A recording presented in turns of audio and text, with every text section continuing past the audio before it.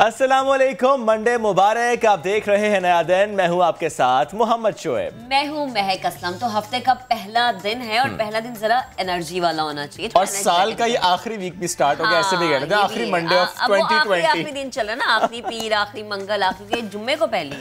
अल्लाह करे ये तो जो आखिरी की हम बातें कर रहे हैं, हम कहेंगे कोविड का भी आखिरी टाइम चल रहा है, ये हमें कहने का मौका मिले तो कितनी अच्छी बात है। जब भी हम प्रोग्राम का आगाज करते हैं हम कोरोना की बात करते हैं, क्योंकि इसकी जो दूसरी लहर है उसके वार जारी है। पाकिस्तान में मजीद 55 अफराद जिंदगी की बाजी हार गए। सबसे ज्यादा 22 अमवात सिंध में हुई हैं। जाम बहक होने वालों की मजमूई तादाद की अगर बात करें तो 9,929 हो गई है। 1,974 नए केसेस भी सामने आए हैं, यानी दिन पर दिन तादाद बढ़ रही है। एग्जैक्टली। और अभी अगर हम बात कर लें B117, वो जो नई किस्म है कोविड-19 की, जो सबसे पहले साउथ अफ्रीका और यूके में रिपोर्ट हुई, अब वो किस्म स्वीडन, कनाडा, स्पेन और जापान समेत 15 मुल्कों तक पहुंच गई है। यूरोप के जो मुख्तलिफ ममालिक हैं, वहाँ पर तिब्बी अमला हो या केयर होम के मकीन हो, इनको वैक्सीन लगाने का आगाज़ अब कर दिया गया। और बहुत से और ममालिक जिन्होंने अब कोशिश की है कि वो जल्दी से जल्दी वैक्सीनेशन का आगाज़ करें, उसमें भी अब नए ममालिक शामिल हो चुके हैं। ऑक्सफोर्ड की जो वैक्सीन थी उससे मुतालिक भी कहा जा रहा है कि पहला जो हफ्ता है जनवरी का, उसमें बाकायदा तौर पर उसको लोगों को लगाना शुरू कर दिया जाएगा। तो ये बड़ी अच्छी बात है। उसकी भी एफिकेसी इट्स अबाउट 95%। लेकिन पाकिस्तानियों को इंतजार है ना, पाकिस्तानियों को इंतजार है कि कौन सी वैक्सीनेशन सबसे पहले पाकिस्तान आती है, क्योंकि हम यही सुनते हैं। Even if it's March it's late, क्योंकि बहुत से ममालिक में लगना शुरू हो चुके हैं। आप देखिए कि सऊदी अरब में स्टार्ट हो गई, आप देखिए यूएई में स्टार्ट हो गई, आप देखिए कि फिलीपींस में स्टार्ट हो गई है, आप देखिए कि इंडिया ये सोच रहा है कि वो जल्द से जल्द स्टार्ट कर लेगा ऑक्सफोर्ड वाली वैक्सीन। तो why we are delaying? I really don't understand this. चले, ये तो जब हमारी नुमाइंदगान से बात होगी हम ये भी पूछेंगे। एक और चीज़ है, सऊदी अरब ने कोविड की वजह से पाबंदियां लगाई थी फ्लाइट ऑपरेशन पर, लेकिन अब वहाँ पर जो फंसे पाकिस्तानी हैं उन्होंने सुख का सांस लिया है। पाबंदियों का हफ्ता ख़त्म होने के बाद PIA का फ़्लाइट ऑपरेशन शुरू हो गया है। कराची से पहली परवाज़ जद्दा रवाना होगी। खाली परवाज़ें कार्गो लेकर जाएंगी। अच्छी बात है कि जो वहाँ पे बेचारे परेशान हैं और मुंतज़िर थे कि कब ये पाबंदी ख़त्म होगी, उनके लिए पाबंदी ख़त्म, अब वो पहुँचेंगे और अपने प्यारों से मिल सकेंगे। बिल्कुल जी, जो वहाँ पे स्ट्रैंडेड पाकिस्तानी थे वो अब इन्हीं फ्लाइट्स के जरिए वापस जल्दी से पाकिस्तान पहुँच पाएंगे। जब बात सऊदी अरब की हो रही है तो एक बड़ी अच्छी खबर है। सऊदी अरब में तेल और गैस के 4 नए बड़े ज़खायर दरियाफ्त हुए हैं। हज़ारों बैरल खाम तेल और लाखों क्यूबिक फीट यौमिया कुदरती गैस वहाँ पर मौजूद है। क्योंकि पहले कहा जा रहा था कि यहाँ पर अब जो गैस है या जो ऑयल है उसके ज़खायर कम होते जा रहे हैं, अब इन्हें इन्हिसार करना पड़ेगा अपने टूरिज़म पर और इंडस्ट्रीज़ पर। लेकिन स्टिल कह सकते हैं कि अनदर होप, क्योंकि यहाँ पर तेल के नए ज़खायर दरियाफ्त हुए हैं। चलिए जी, तो हमने कुछ पॉइंटर्स आपके सामने शेयर किए हैं। अपने पहले टॉपिक की तरफ हम बढ़ते हैं और बात करते हैं हम कि कैसा रहा ये हफ्ता। ज़ाहिर है ये हफ्ता सियासी रहा, ये वीकेंड सियासी रहा। गुज़श्ता रोज़ की अगर हम बात करें, 27 दिसंबर बीबी की बरसी और इसी को जलसे में तब्दील कर दिया गया। PDM का ये जलसा था और इस जलसे में हुकूमत को एक बार फिर ललकारा गया। बहुत से नए इल्ज़ामात लगाए गए, बहुत से पुराने इल्ज़ामात दोहराए गए। ऑपोजिशन ने लफ्जी वार किए। अब अगर हम इस्तीफ़ों की बात कर लें तो इस्तीफ़ों की जो गूंज है उसमें वज़ीर आज़म पीछे हट नहीं रहे, बल्कि PDM भी पीछे हट नहीं रही। मरीम नवाज़ खुला चैलेंज देती हैं। वो कहती हैं कि जिन अरकान के इस्तीफ़े शरारत से स्पीकर तक पहुंच चुके हैं, आप बिस्मिल्लाह कीजिए, उन्हें एक्सेप्ट कर लीजिए। लेकिन इमरान खान ये कहते हैं कि अगर इस्तीफ़ों का मामला इसी तरह से रहा तो नून लीग में फॉरवर्ड ब्लॉक बन जाएगा। और मरीम नवाज़ ने इस्तीफ़ों से मुताल्लिक जो कहा, पहले आपको वो सुनवाते हैं, फिर आगे चलकर बात करेंगे कि इमरान खान साहब ने क्या कहा। इस्तीफे वहां भेज दियो, लेकिन 2 इस्तीफे और दोनों मुस्लिम लीग नून के शेर हैं। एक सज्जाद अवान साहब का इस्तीफा है और दूसरा मुर्तजा जावेद अब्बासी का। ये दोनों वफा के पहाड़ हैं। एक बात मैं बता दूं, मैं इन दोनों को भी ये कहती हूँ, भले गलती से चले गए, अब इस्तीफा अगर आपसे स्पीकर आपको कहे कि आओ और इस्तीफों की तस्दीक करो, तो कहना ये पढ़े तुम्हारे इस्तीफे, करो कबूल। अवाम को मजीद बर्दाश्त नहीं कर सकती, बस बहुत हो चुका है। अगर 31 जनवरी तक इमरान ने इस्तीफा नहीं दिया तो मार्च होगा। उस कठपुतली को उस वजीर आजम के कुर्सी से घसीटने के लिए आप तैयार हो? अच्छा, वैसे ये बीबी की बरसी के मौके पे लोग इकट्ठे हुए थे या उस पर बात करनी चाहिए थी, इसको एक पीडीएम के जलसे में तब्दील किया गया। और बार बार हम देखते ये हैं कि तारीख दी जाती है, ये कहते तारीख पे तारीख दी जाती है, लेकिन होता कुछ नहीं है।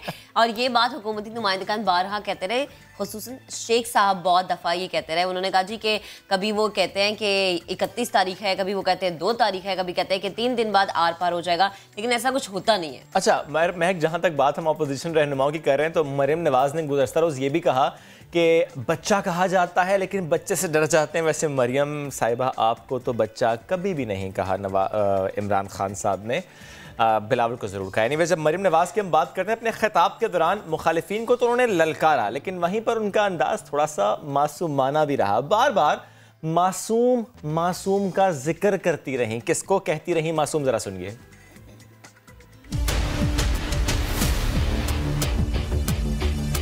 कोई मुल्क तोड़े तो भी मासूम, कोई आईन तोड़े तो भी मासूम, कोई सियाचिन गवा दे तो भी मासूम, कोई कश्मीर का मुकदमा हार बैठे तो भी मासूम, कोई अपना हल्फ तोड़कर सियासत में दखल अंदाजी करे तो भी मासूम, कोई अपने मुखालिफिन को कत्ल करा दे तो भी मासूम, सियासी मुखालिफ को जेल में डालकर उसको मौत के दहाने तक पहुंचा दे तो भी मासूम, कोई सरकारी मुलाजिम हो। मरियम नवाज ने एक बार फिर हुकूमत को ललकारा, लेकिन भूल गई कि जब वो कहती हैं कि जिसने कश्मीर का मुकदमा हारा वो मासूम, तो क्यों भूल जाती हैं अपने वालिद साहब को जिन्होंने मना कर रखा था अपने सफीरों को कि कश्मीर पर बात नहीं करनी। वो भूल जाती हैं अपने तमाम इत्तेहादियों को जिन्होंने कभी बात नहीं की थी कश्मीर की, जिसने बात की कश्मीर की, जिसने कश्मीर का मुकदमा लड़ा, जो कश्मीर का सफीर बना, जिसने कश्मीर का मसला फिर से उजागर किया, उसको कहती हैं कि वो कश्मीर का मुकदमा हार गया। जरा अपना हाफिजा दुरुस्त कर लीजिए। हाँ ना, और जब आप ये बात करती हैं कि अगर किसी ने ऐसे कर दिया तो वो मासूम है, या किसी ने ऐसे कर दिया तो वो मासूम है, तो ऐसे में जो हमारे हैंडसम से वजीर आज़म है वो मासूम नहीं, वो बड़े अच्छे अच्छे बयान देते हैं, बड़े तगड़े बयान देते हैं और बड़ी तगड़ी बातें भी करते हैं। जरा आपको सुनवाते हैं।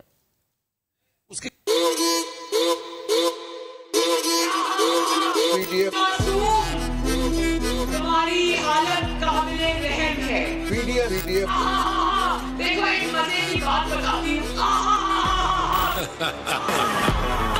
दूरबीन लगाकर पीडीएम के जलसे देखता है क्या? रात को खुशी से उछलता है क्या? पीडीएम में लड़ाई हो गई है। आप दबक्ष में आए हो मेरे दोस्तों, मेरे भाइयों, पीडीएफ के भाइयों, पीडीएफ के भाइयों, मेरे जालियों, तालियां बजाएगा क्या? पीडीएफ के जितने दोस्त बैठे हुए हैं, अवाम के रिप्रेजेंटेटिव ये हैं। पीडीएफ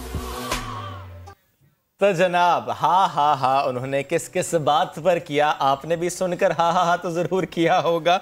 चलिए जी, अब हम जब बात कर रहे हैं कि कल के दिन हुआ क्या, सियासी माहौल कैसा था और कौन कौन से नए इल्ज़ाम, मतलब एक नया इल्ज़ाम मरियम नवाज़ ने यह भी लगाया। वो कहते हैं कि जब हमने मिलने जाना होता है शहबाज शरीफ से तो हमें इंतज़ार कराया जाता है, लेकिन कोई है जो उनसे मिलने जाता है, कोई है जो हुकूमत का पैगाम लेकर जाता है। यानी वो कहती हैं कि हुकूमत को एनआरओ चाहिए और इसके लिए वो अपने किसी शख्स को भेजते हैं, मैसेंजर को भेजते हैं शहबाज शरीफ साहब के पास जेल में, उसके लिए दरवाजे खोल जाते हैं। तो आज ये सवाल हम उठाएंगे कि किसको किसने भेजा, ये मुलाकात कब हुई। लेकिन सबसे पहले हम सियासी तज्जिया हासिल करते हैं। मैं ज्वाइन करें अदनान आदिल साहब। अदनान साहब गुड मॉर्निंग। Good morning. कैसे हैं अदनान साहब, आप ठीक ठाक हैं? मैं ठीक ठाक हूँ। खूब सर्दी पड़ रही है लाहौर में। बिल्कुल सर्दी भी पड़ रही है और वहां पर सुना है फॉग भी बहुत है। जो लोग लाहौर गए हुए थे बड़ी ताखीर से कराची पहुंचे हैं, लेकिन अब सुना है बारिश भी हो रही है, तो अब हालात कुछ बेहतर लग रहे हैं मौसम के। नहीं, बारिश से तो सर्दी बढ़ गई, लेकिन एटलीस्ट फॉग कम हो गई। यस। अच्छा चलिए अदनान साहब, मुझे ये बताएं कि सियासत में तो कोई फॉग है ही नहीं, वहां तो लगता है कि फॉग आ ही नहीं रही ना, सब एक्टिव चल रहे हैं, उनके मोटरवेज भी क्लियर हैं, उनकी गाड़ियां रुकती नहीं हैं, उनकी गाड़ियां चलती रहती हैं, ना उनकी ज़बान रुकती है। वो भी नए नए इल्ज़ामात और पुराने इल्ज़ामात को दोहराने का सिलसिला जारी रखे हुए हैं। तो आपका तज्जिया क्या कहता है अदनान साहब? मौलाना फजल रहमान का जलसे में ना आना, उसके अलावा जो हम देख रहे हैं कुछ उनके साथियों का उन पर इल्ज़ाम लगाना, और ऐसे में आसिफ अली जरदारी का कहना कि एक दूसरे को ना बताया जाए कि क्या करना है। आपको क्या लगता है ये पीडीएम में दरारें पड़ रही हैं, पीडीएम अब अपना वो मकाम खोती जा रही है?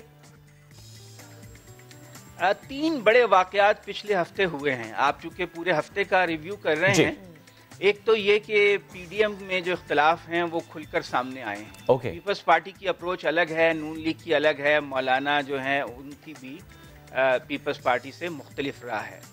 एक तो ये बात हुई है, और दूसरे ये हुआ है कि मौलाना फजलुर रहमान की अपनी पार्टी में टूट फूट हुई है। और तीसरी बात ये हुई है कि शाहिद खाकान अब्बासी लंदन गए हैं, मोहम्मद अली दुर्रानी ने शहबाज शरीफ से मुलाकात की है, तो कोई पसे पर्दा नेशनल डायलॉग की बात हो रही है। तो फॉग तो किसी हद तक सियासत में है, सियासतदानों में नहीं है। वो तो घूमते फिर रहे हैं, बहुत तुंद व तेज़ बयानात दे रहे हैं और बहुत सख्त लहजे में बातें कर रहे हैं, लेकिन पसे पर्दा कोई बातचीत चल रही है। अच्छा, ये कहा जा रहा है कि शहबाज शरीफ जो है उनसे और नवाज शरीफ से बात करने के लिए शाहिद खाकान अब्बासी गए हैं, उनको लंदन जाने दिया गया है, उनके केसेस भी कुछ होल्ड पे चले गए हैं। तो मकसद ये है कि अपोजिशन जो है उसको कहा जाए कि भाई ये आप हंगामा आराई छोड़ें और ये लॉन्ग मार्च और ये इस्तीफे, इसकी बजाय आप किसी ऐसे पॉइंट के ऊपर हुकूमत के साथ कोई एग्रीमेंट करें। हो सकता है कि पॉइंट, इमरान खान तो बार बार कह रहे हैं कि मैं करप्शन केसेस ख़त्म करने के लिए कोई रियायत नहीं दूंगा, यानी कोई कानून साजी नहीं करूंगा, एनआरओ नहीं दूंगा दूसरे लफ्ज़ों में। तो एक नुक्ता ये हो सकता है कि अर्ली इलेक्शंस करा दिए जाएं, जनरल इलेक्शंस जो हैं अर्ली करा दिए जाएं। आप देख रहे हैं कि इमरान खान की मूवमेंट भी ऐसी है, कभी चकवाल जा रहे हैं, कभी सियालकोट जा रहे हैं, कभी फैसलाबाद, तरक्याती मंसूबों के इफ्तिताह कर रहे हैं। तो लग रहा है कि ज़हनी तौर पे वो भी समझते हैं कि शायद जनरल इलेक्शन जल्दी हो जाएं, क्योंकि 2.5 साल तो हो गए हैं। तो एक बात तो ये है कि पसे पर्दा नेशनल डायलॉग हो रहा है। अदनान साहब, कतई कलामी की माजरत, वैसे पसे पर्दा कुछ अहम मुलाकातें भी हो रही हैं। हमने देखा कि मौलाना फजल रहमान की जमात से जो लोग निकले उनसे इत्तला तो यही है कि हुकूमत वक्त ने राबते भी किए हैं। आपके पास ऐसी कोई डिटेल्स है, ऐसा हुआ है, कुछ राबते हुए हैं या उन्हें पीटीआई में शमूलियत की दावत दी गई है?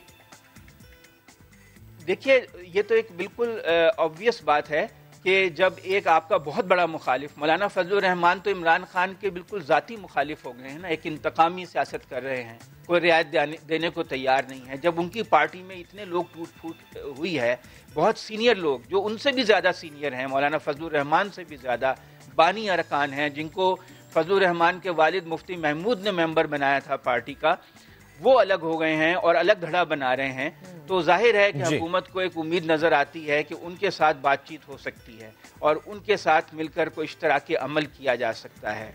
तो ये तो इम्कान मौजूद है कि महाजराई की बजाय जो नया धड़ा बनेगा वो हुकूमत के साथ ताउन किसी कदर करेगा, उसके बदले में उन्हें बलूचिस्तान में रियायत मिल सकती है, हुकूमत में शेयर मिल सकता है, सेनेट इलेक्शन में कुछ सीटें मिल सकती हैं ज़्यादा।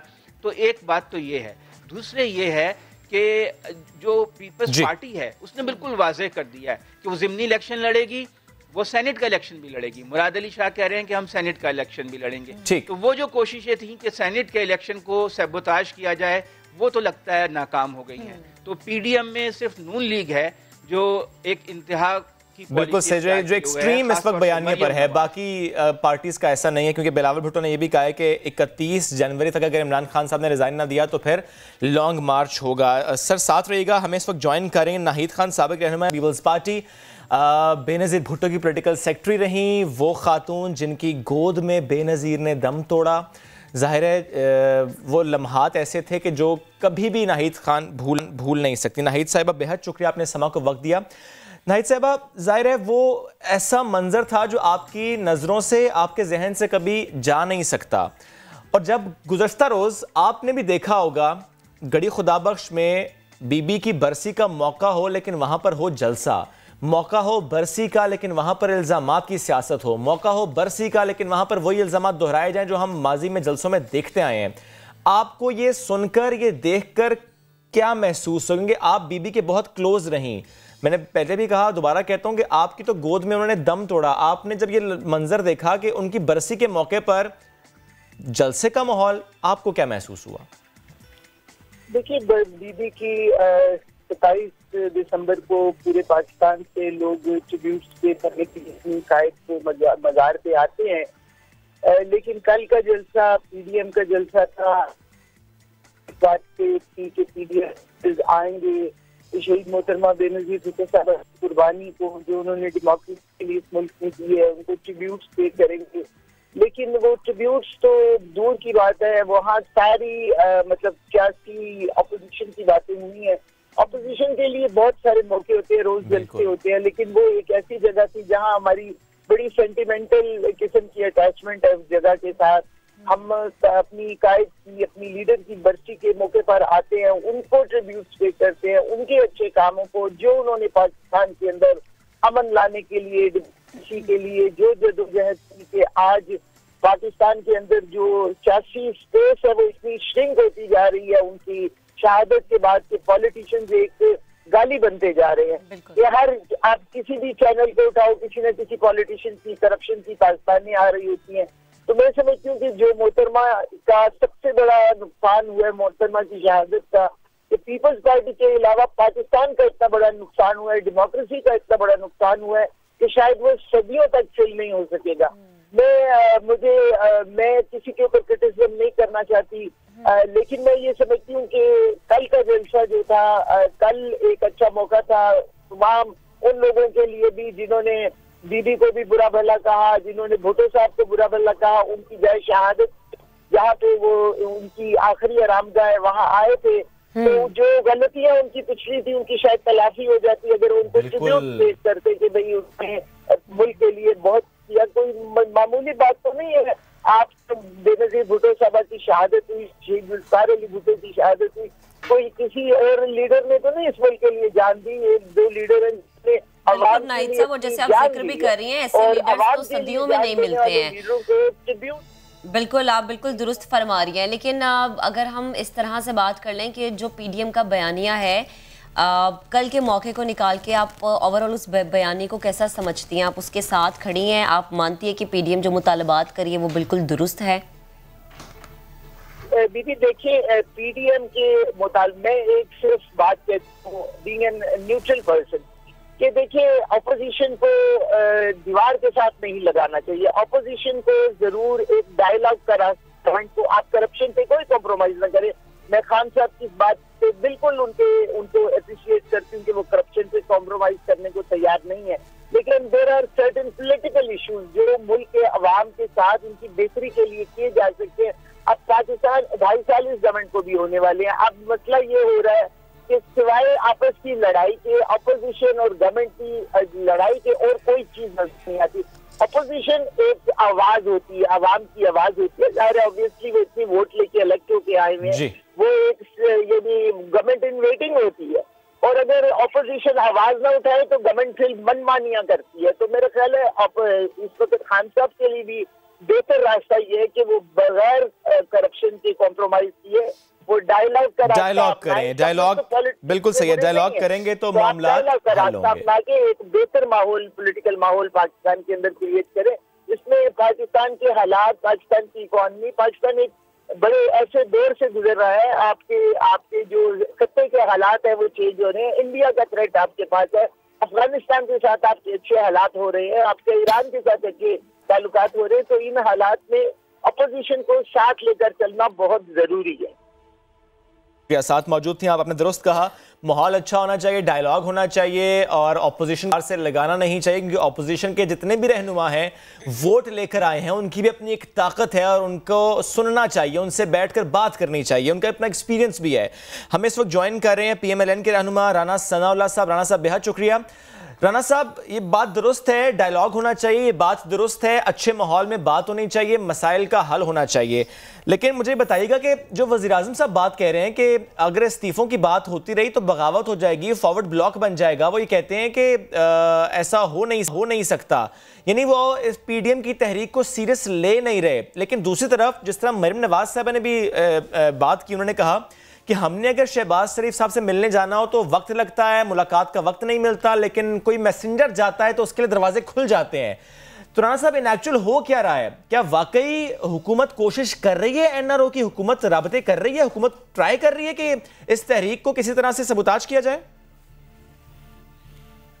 नहीं, इसमें वज़ीर-ए-आज़म जो है और उसके साथ जो एजेंसीज हैं वो इस बात की भरपूर कोशिश कर रही हैं कि पीडीएम में शामिल जो सियासी जमातें हैं और ख़ास तौर पे पीएमएलएन, जेजेवाईएफ जो है वो उनके निशाने पे हैं और इन पार्टीज़ में जो है वो तफरीक डालने और लोगों को मजबूर करने और पार्टी के लोगों को जिस तरह से जेजेवाई के कुछ लोगों को उन्होंने जो है वो वर्गलाया है, तो इस किस्म की जो कोशिशें हो रही हैं वो क्योंकि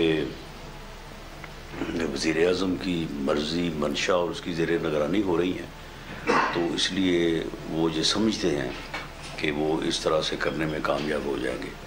लेकिन ये उनकी खाम ख्याली है। इस मरतबा इंशाअल्लाह ताला अगर इस किस्म के इब्नुल वक्त लोटा ज़हनियत के लोग जो हैं वो अगर अपनी जमातों से गद्दारी के और बेवफाई के मुर्तकिब हुए भी तो वो बिल्कुल माइनस हो जाएंगे और सियासी जमातें जो है वो अपने मौक़िफ़ के ऊपर भरपूर तरीके से जो है वो तहरीक को आगे बढ़ाती रहेंगी और इंशाअल्लाह ताला ये तहरीक जो है ये इस हुकूमत के ख़ात्मे के ऊपर ही जो है वो जाके ख़त्म। ठीक है, तो राना साहब, आपको कितने % उम्मीद है कि खान साहब 2021 में वज़ीर-ए-आज़म की कुर्सी पर बराजमान होंगे या हट जाएंगे, जो कि आप जिद्दोजहद भी कर रहे हैं उनको हटाने की? हमें 100% यकीन है कि ये तहरीक जो है वो इंशाअल्लाह ताला जो है वो कामयाब होगी। उसकी वजह ये है कि हुकूमत तो है ही नहीं, हुकूमत की कोई परफॉर्मेंस नहीं है इस वक्त। हुकूमत जो है वो बिल्कुल जो है वो यानी ना होने के, कोई गवर्नेंस नहीं है, ना कोई महंगाई के ऊपर, ना कोई पॉलिसी, ना कोई फलाही मनसूबा, ना कोई जो है वो अवामी मसलों का हल।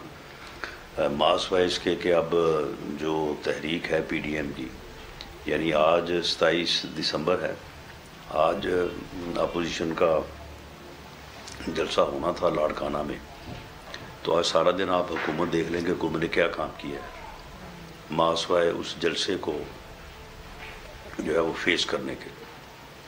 पहले पेशबंदी करते रहे हैं, पहले सुबह सुबह वो शिबली फराज साहब लगे हुए थे, उसके बाद फिर अपना जो है वो फवाद चौधरी साहब को 1.5 घंटा 2 घंटे जो है वो लगे रहे, वो हटे हैं। तो फिर उसके बाद फरदाउस साशा का वाहन थे, तो यानी सारा दिन वो यही हुकूमत को मुसीबत पड़ी रही कि जलसा हो रहा है, तो पहले उस जलसे की पेशबंदी करते रहे, उसके बाद जब जलसा हो गया तो फिर वहाँ भी होने वाली का जवाब देते रहे।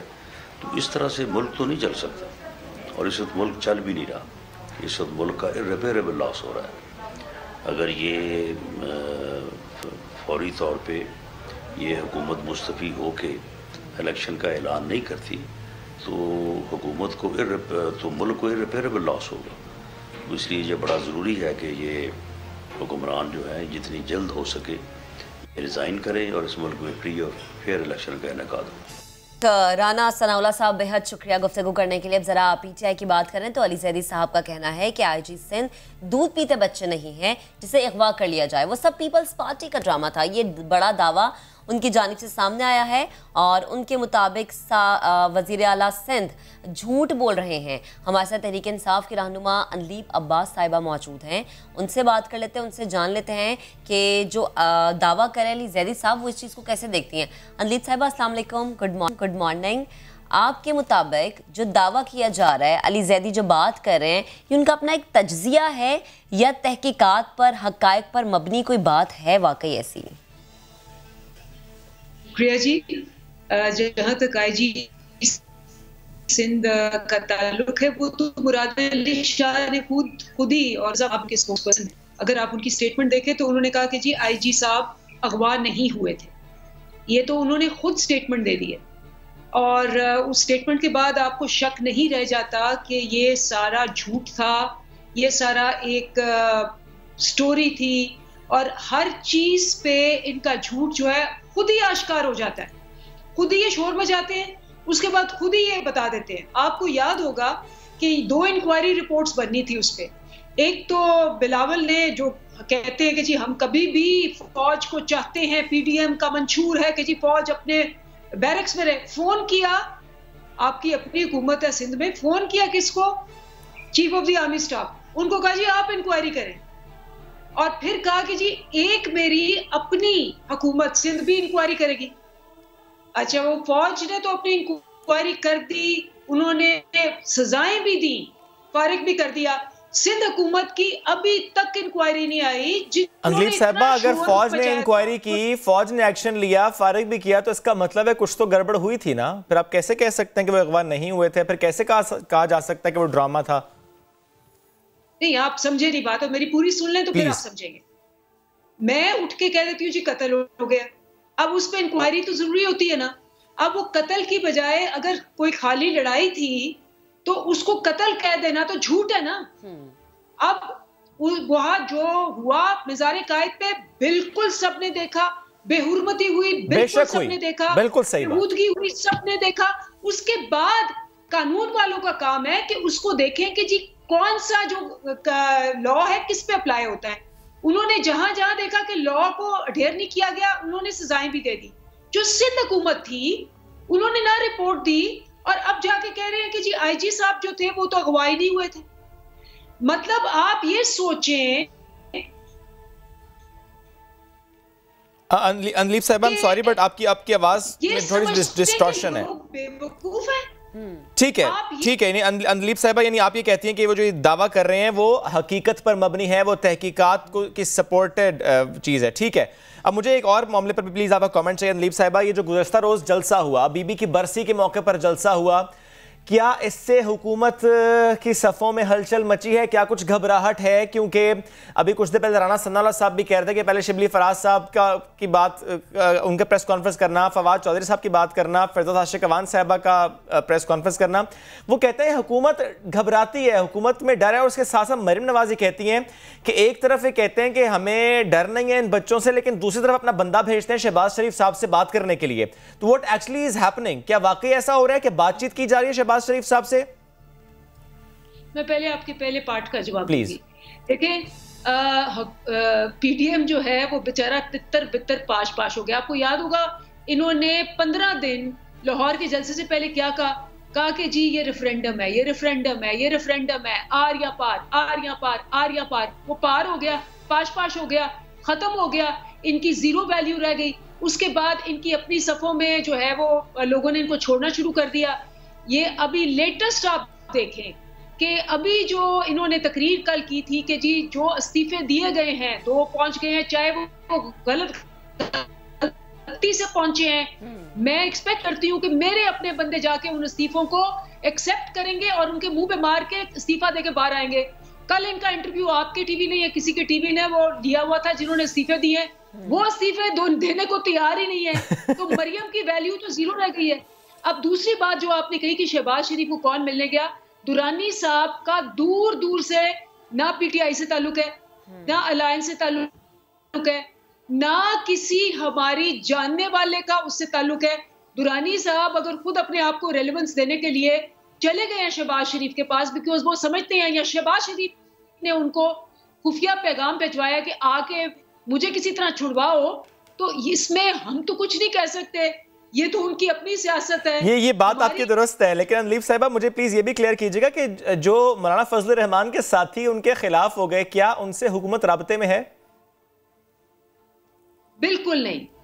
जो मौलाना फजलुर रहमान के साथी हैं उनको इख्तलाफ, आपको पता है जो मौलाना फजलुर रहमान नहीं आए जलसे में, वो 10 पोजीशंस मांग रहे थे सिंध में अपने लोगों के लिए, जो कि बिलावल ने नहीं दी। अब ये जो लोग हैं ये कह रहे हैं कि हमारे लोगों को जो मेरिट पे पोजीशंस मिलनी थी वो नहीं दी मौलाना साहब ने, इसलिए हमारा इख्तलाफ है कि नए लोगों को ला के आगे करें। ये तो उनकी अपनी पार्टी में फूट पड़ी हुई है, मरियम की अपनी पार्टी में फूट, और ये हमें नजर भी आ रहा है अंजलीब साहब, जिस तरह जरदारी साहब ने कल कहा कि हमें अपनी सोच बदलनी होगी। जरदारी साहब कहते हैं कि एक दूसरे को ना बताया जाए क्या करना है। दैट क्लियरली शोज के फूट तो वहां पर है। ये फूट कैसे पड़ी है ये? आप लोगों ने कुछ किया है? क्या किया है? नहीं पता, मैं आपको बताऊं, जब आप एक झूठ और एक धोखे की बेसिस पे अपना इत्तेहाद करते हैं ना, तो वो हमेशा उसने पाश होना होता है। बिकॉज सब अपने चाहते हैं कि जी मैं प्रधान बनूं, मैं लीडर बनूं, मैं सबसे ज्यादा लूटूं।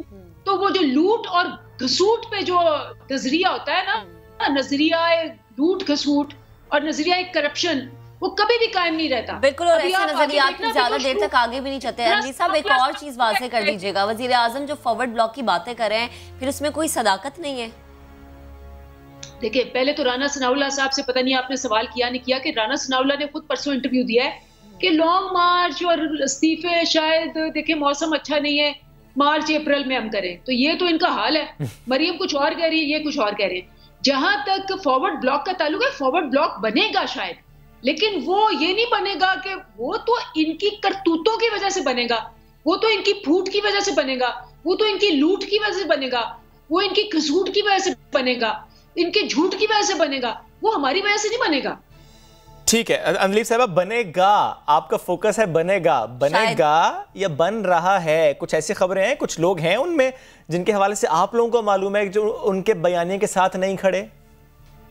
देखिए, ये तो नजर आ रहा है, आप भी जानते हैं कि ये जो 4 इकट्ठे हुए हैं, इन्होंने 29 तारीख को अपनी एक मीटिंग बुलाई है जी। तो मीटिंग बुलाने का जो उन्होंने पब्लिक से ख्याल लोगों को हम इकट्ठा करें, तो अब हम ख्याल लोगों मतलब ब्लॉक ही होता है। सही है, ठीक। अदलीप अब्बास साहब हमारे साथ मौजूद थी और बेहद शुक्रिया। और हमारे साथ अदनान आदिल साहब भी अभी मौजूद है। अदनान साहब, एक लास्ट कमेंट आपसे लेना चाहूँगी मैं। जैसे कि अदलीप साहब बात कर रही हैं कि फॉरवर्ड ब्लॉक बनेगा, शायद पे उनका फोकस था, तो आपको क्या लग रहा है पिछला पूरा हफ्ता देखते हुए आगे आने वाले वक्त में सियासी ऊंट किस करवट बैठ सकता है? देखिए जी, 2 रास्ते हैं। या तो इनकी कोई नेशनल डायलॉग में मुफाहमत हो जाएगी और ये किसी बात पे मुत्तफिक हो जाएंगे, -NRO। और अगर ऐसा नहीं हुआ तो फिर मुझे लगता है कि कोई ना कोई टूट फूट होगी, नून लीग में भी होगी, JUI में तो हो गई है। यही 2 एक्सट्रीम पे हैं। पीपल्स पार्टी मुझे लगता है कि पहले ही रियासती इदारों के साथ सेटिंग कर चुकी है और वो इस सिस्टम में ही रहकर खेलना चाहती है। तो पीपल्स पार्टी ने तो वाज़ेह कर दिया है वो सेनेट इलेक्शन भी लड़ेंगे, ज़िमनी इलेक्शन भी लड़ेंगे, सिर्फ लॉन्ग मार्च वो करेंगे। तो लॉन्ग मार्च से कोई सिस्टम इतना हिलता नहीं है। सही। लेकिन जो एक्सट्रीम पोजीशन है JUIF मौलाना फजलुर रहमान की और नून लीग की, उनमें एक में तो फॉरवर्ड ब्लॉक बन गया है। बिल्कुल, वो तो नजर भी आ रहा है हमें कि उनके अपने साथी ही उन्हें अब छोड़ के जा रहे हैं। बेहद शुक्रिया अदनान आदिल साहब, जो थे आप और सियासी तज्जिया आपने दिया। बढ़ते हैं आगे, बात करते हैं मौसम की। और मौसम है ठंडा ठार, सर्दी आ चुकी है, मुल्क भर में धुंध का राज है। और जब धुंध की हम बात करते हैं तो ऐसे में रोज़ाना की बुनियाद पर ये खबरें आती हैं मोटरवे को बंद कर दिया गया है। रोज़ाना की बुनियाद पर ये खबरें आती हैं कि सफ़र करना ज़रा दुश्वार हो गया है, फ़्लाइट शेड्यूल मुतासर हो जाता है, ट्रेन्स लेट हो जाती हैं। तो मुख्तलिफ शहरों में इस वक्त सूरत हाल क्या है? क्योंकि फॉग के बाद अब ज़रा बात बारिश की भी हो रही है, कहीं कहीं पर हल्की सी बारिश हो गई है। दिसंबर की पहली बारिश कुछ जगहों पर हुई है, तो क्या इससे फॉग कम हो गई है? इस वक्त हालात क्या हैं? ये सब जानने के लिए हम पंजाब की बात जब करते हैं तो लाहौर, सियालकोट और गुजरांवाला की बात कर लेते हैं। सियालकोट से ज्वाइन करें शहजाद अहमद, गुजरांवाला से मोहसिन खालिद और मुल्तान से हमें अपडेट करेंगे आसिफ बलोच। सबसे पहले लेकर चलते हैं आपको सियालकोट, जहां कल बारिश हुई थी। तो आज क्या सूरत हाल है वहां पर, ये हमें बताएंगे हमारे नुमाइंदे जो कि हमें सियालकोट से ज्वाइन करें। शहजाद प्लीज़ अपडेट कीजिएगा, क्या सिचुएशन है वहां पर? ठीक, शहजाद से हम जानेंगे, लेकिन जैसे आप बात करें कि जब बारिश होती है तो सर्दी तो बढ़ती है, लेकिन मुझे लगता है कि धुंध कम हो जाती है। और धुंध उससे पहले इतनी ज्यादा थी लाहौर में कि आपकी सोच है। लाहौर की बात मैं आपको बाद में बताऊंगी कहानी पूरी। सियालकोट का दोबारा से रुख करते हैं। सियालकोट में जहां पर हमने देखा कि कल बारिश हुई थी, अभी क्या सूरत हाल है अपने नुमाइंदे से जान लेते हैं। जी बताएगा, सियालकोट का मौसम कैसा है?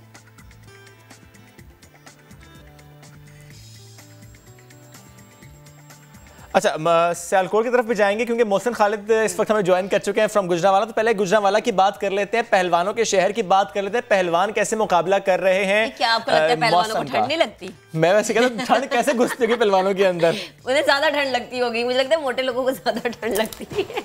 तगड़े होते हैं, तगड़े होते हैं वो लोग, सख्त जान होते हैं वो। ऐसा नहीं होता है ऐसा? पहलवान सख्त जान होते हैं। चलिए, मोहसिन अगर साथ मौजूद है तो प्लीज बताइएगा, ये चिड़े चिड़े खा के जो जान बना लेते हैं, पहलवान बन जाते हैं गुजरांवाला के सारे ही शहरी, तकरीबन सारे में, इसलिए कुछ लोग नहीं भी बनते होंगे, कुछ लोग डाइटिंग भी करते होंगे। तो जरा बताएं कि ठंड की वहां पे क्या सिचुएशन है?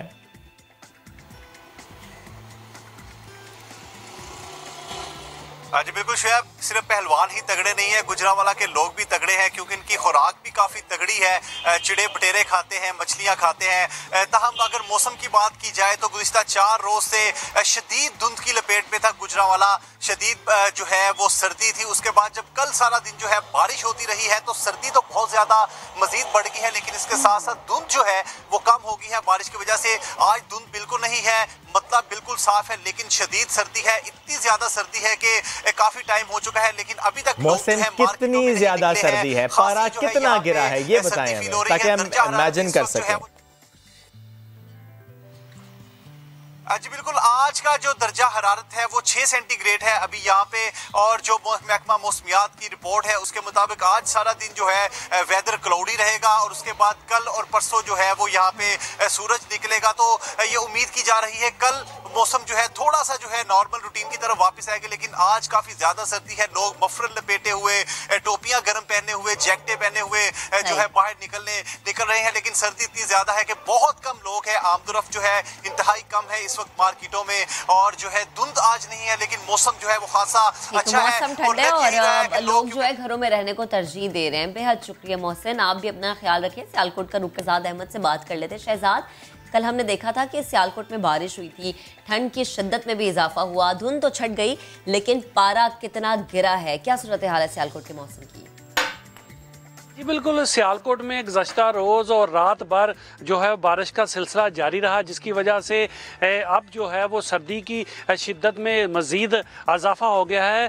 तुलुए आफ्ताब के वक्त आसमान पर गहरे बादल और धुंध छाई हुई थी, और वक्त गुजरने के साथ साथ जो धुंध है वो झटना शुरू हो गई है। धुंध इतनी शदीद भी नहीं थी कि हाथी के हद निगाह या ट्रैफिक की रवानगी मुतासर हो सके। ट्रैफिक मामूल के मुताबिक चल रही है, ताहम मौसम सर्द है, ठंडी हवाएं चल रही हैं और लोग जो है लकड़ियां जलाकर जो है ख़ुद को गर्म रखने की कोशिश कर रहे हैं, क्योंकि गैस जो है वो ना होने की वजह से हीटर जो जला नहीं सकते। शहर में शदीद सर्दी की लहर है। धुंध जो है वो अब जटना शुरू हो चुकी है। तमाम जो दही इलाके हैं वहाँ पर धुंध शहर की निस्बत ज़्यादा देखी गई है। सूरज जो है वो बादलों की ओर में छुपा हुआ है और कोशिश कर रहा है कि बादलों से निकल सके। सूरज और बादलों की आंख मचोली का जो है वो सिलसिला जारी है। ताहम इस वक्त जो बादल हैं वो सूरज पर हावी नज़र आ रहे हैं और इस वक्त भी आसमान पर गहरे बादल छाए हुए हैं, ठंडी हवाएं चल रही हैं। मौसम सर्द ज़रूर है, ताहम खुशगवार है। अगर इस सर्द मौसम में आज अगर धूप निकल आती है तो मौसम मज़ीद खुशगवार हो जाएगा। ताहम महकमा मौसमियात के मुताबिक आज सारा दिन जो है मौसम अबरारूद रहने की पेशगोई की गई है। बहुत शुक्रिया शहजादा, वेट किया। अब आपको लेकर चलते हैं मुल्तान, हमें ज्वाइन करें आसिफ बलोच। आसिफ, गुड मॉर्निंग, कैसा मौसम है मुल्तान का? यहाँ पर क्या बारिश हो रही है या होगी, या अभी भी यहाँ पर फॉग है? जी आपको भी गुड मॉर्निंग, तमाम व्यूअर्स को गुड मॉर्निंग। मुल्तान जो कि गर्मी के लिए काफ़ी ज़्यादा मशहूर है, आज जो पारा है वो सिंगल डिजिट में पहुंच गया है।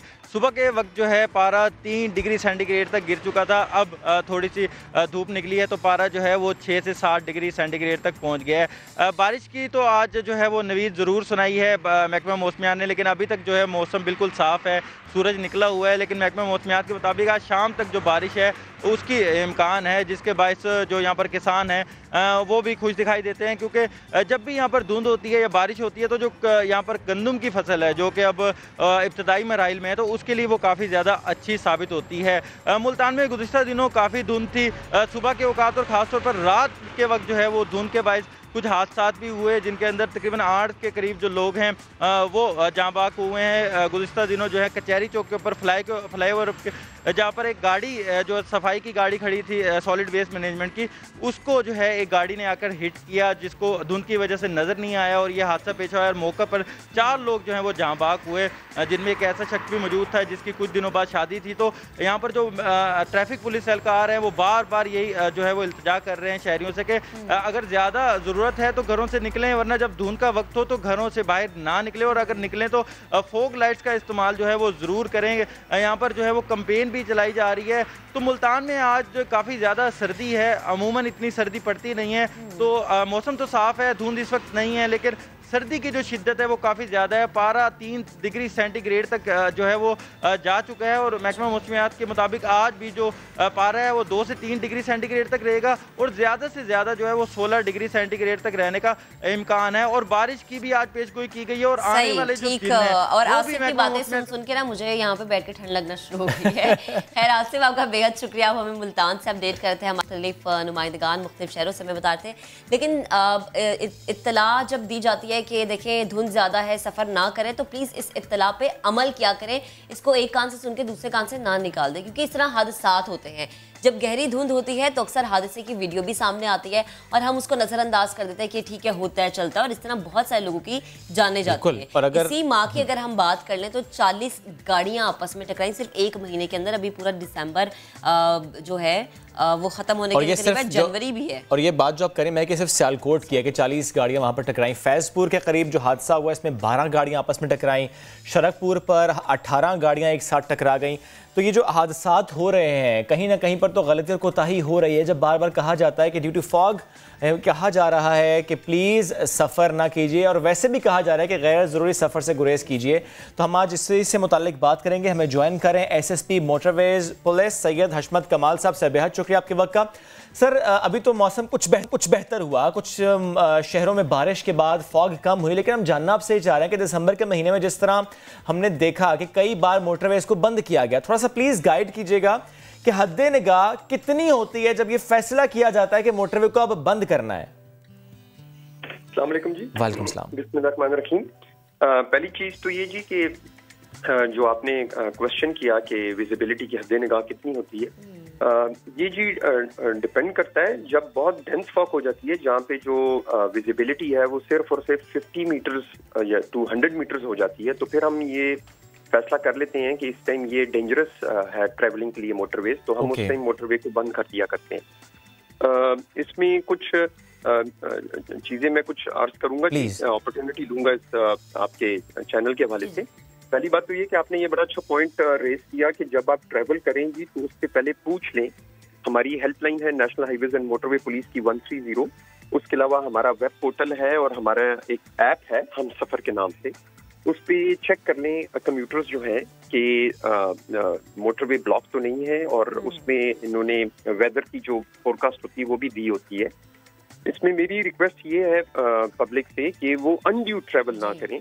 रश बहुत ज़्यादा हो जाता है, और लोग जो है टाइमिंग्स का ख्याल रखें। टाइमिंग्स के लिए आजकल जो पिछले 4 दिनों से टाइमिंग्स चल रही हैं जी, वो मोटरवे 12 बजे दिन को खुलती है, आफ्टरनून में 12 बजे, और शाम को 5, सवा 5 बंद हो जाती है।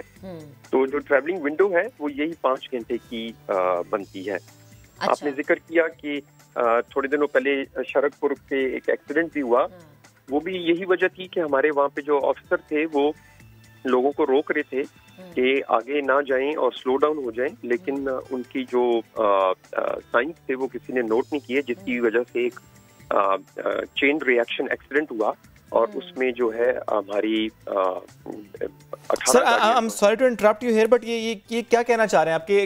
रोका जा रहा था, उन्हें मना किया जा रहा था कि ट्रेवल ना करें, तो हादसा हुआ? जी बिल्कुल जी, ये 2 एक्सीडेंट्स हुए बेसिकली जो 18 व्हीकल्स के हैं। पहला जो एक्सीडेंट था जी वो तो हो चुका था, जो ही हमारे ऑफिसर्स को इत्तला मिली वो आए। दूसरा उस टाइम नहीं हुआ था, और दूसरे के लिए ऑफिसर्स ने सेफ गार्ड करने के लिए अपनी जो उधर पोजीशंस थी वो संभाली, और उसमें एक जो सबसे आखिर में एक बस ने हिट किया। उस बस को हमारे ऑफिसर जो national highways and motorway police officer था, उसने बाकायदा साइनेज दी। ओके, यानी उन साइंस को नजरअंदाज किया गया। सर मुझे प्लीज, क्योंकि वक्त हमें एक कमेंट और चाहिए था। 2 रोज पहले शहजाद रॉय साहब ने भी एक वीडियो शेयर की, उन्होंने अप्रिशिएट किया कि मोटरवेज को जिस तरीके से बंद किया जाता है, क्योंकि फॉग की वजह से बंद करना बड़ा जरूरी है वरना एक्सीडेंट्स होते हैं। Sir in the middle of nowhere बंद किया गया, उसको उन्होंने अप्रिशिएट किया, बट मेरा क्वेश्चन है कि why from the middle, why not from the entry points? जी उसमें जी बिल्कुल मैं आपको इसको एक्सप्लेन कर देता हूँ वेरी ब्रीफली। मिडल में इसलिए जी कि ये जो फॉग होती है ना जी, इसका एक क्लाउड थिक क्लाउड आ जाया करता है in the middle of the road, और फ्रॉम दी स्टार्ट इसलिए नहीं होता कि जो पोर्शंस क्लियर होते हैं उसमें मोटरवे ब्लॉक नहीं की जाती, उसमें ट्रेवलिंग अलाउड होती है, लेकिन जिधर डेंस फॉग आ जाती है और अचानक भी आ जाया करती है और आ भी रही है 4 दिनों से, तो उस पोर्शन को स्पेसिफिकली बंद किया जाता है ट्रेवलिंग के लिए। सर लेकिन इसकी इत्तलात के लिए कुछ होना भी तो चाहिए। हमने देखा कल एक एक्सीडेंट इसी तरह से हुआ कि वो एंटर तो हो गए, लेकिन जब उन्हें सेंटर में फोग मिली तो काबू नहीं रख पाए और 2 लोगों की जान भी गई। बेहद शुक्रिया, आप गुफ्तगू कर रहे थे। लेकिन मेरे ख्याल से ऐसा भी कुछ होना चाहिए कि अगर आप एंटर हो रहे हैं रोड पर और आगे फोग है तो उसके लिए कोई इत्तलात हो कि वहां पर ही गाड़ियां अच्छा महक, लेकिन जिस तरह सैयद साहब भी फरमा रहे थे कि एप्लीकेशन भी है और उनका नंबर भी है, उस पर अगर कॉल करके ये मालूम कर लिया जाए कि कहां पर ये एंटिसिपेट किया जा रहा है तो ये हादसा कम हो सकते हैं। और जैसे कि आपने शहजाद की बात की, उन्होंने अपनी वीडियो में यही कहा कि आप घर से देर से निकल जाएं, जगह पर देर से पहुंच जाएं, लेकिन सब्र कर लें। जब आपको सब्र का कहा जाता है तो किया करें, क्योंकि ये आपकी हिफाजत के लिए ही होता है। आगे बढ़ते हैं, कोयटा का रुख करते हैं। जब हम कोयटा की बात करते हैं तो फिर कराची वाले कहते हैं कि अच्छा अगर कराची में सर्दी है तो इसका कसूर कोयटा का है, कोयटा से हवाएं आती हैं। कोयटा में ठंड पड़ेगी तो कराची में ठंड बढ़ेगी, वहां पर बर्फबारी होगी तो हवा चलते चलते वो ठंडी हवा यहाँ तक आएगी। नहीं होगी वहाँ, देखिए बर्फबारी तो नहीं होगी, लेकिन यहाँ पे एवं कुल्फी जम जाती है। कराची वालों का ना वैसी बर्दाश्त बड़ी कम है मौसम को लेकर, वो कहते हैं हमसे सर्दी बर्दाश्त नहीं होती, सर्दी बर्दाश्त नहीं होती। इन्होंने भेजो लाहौर। हाँ।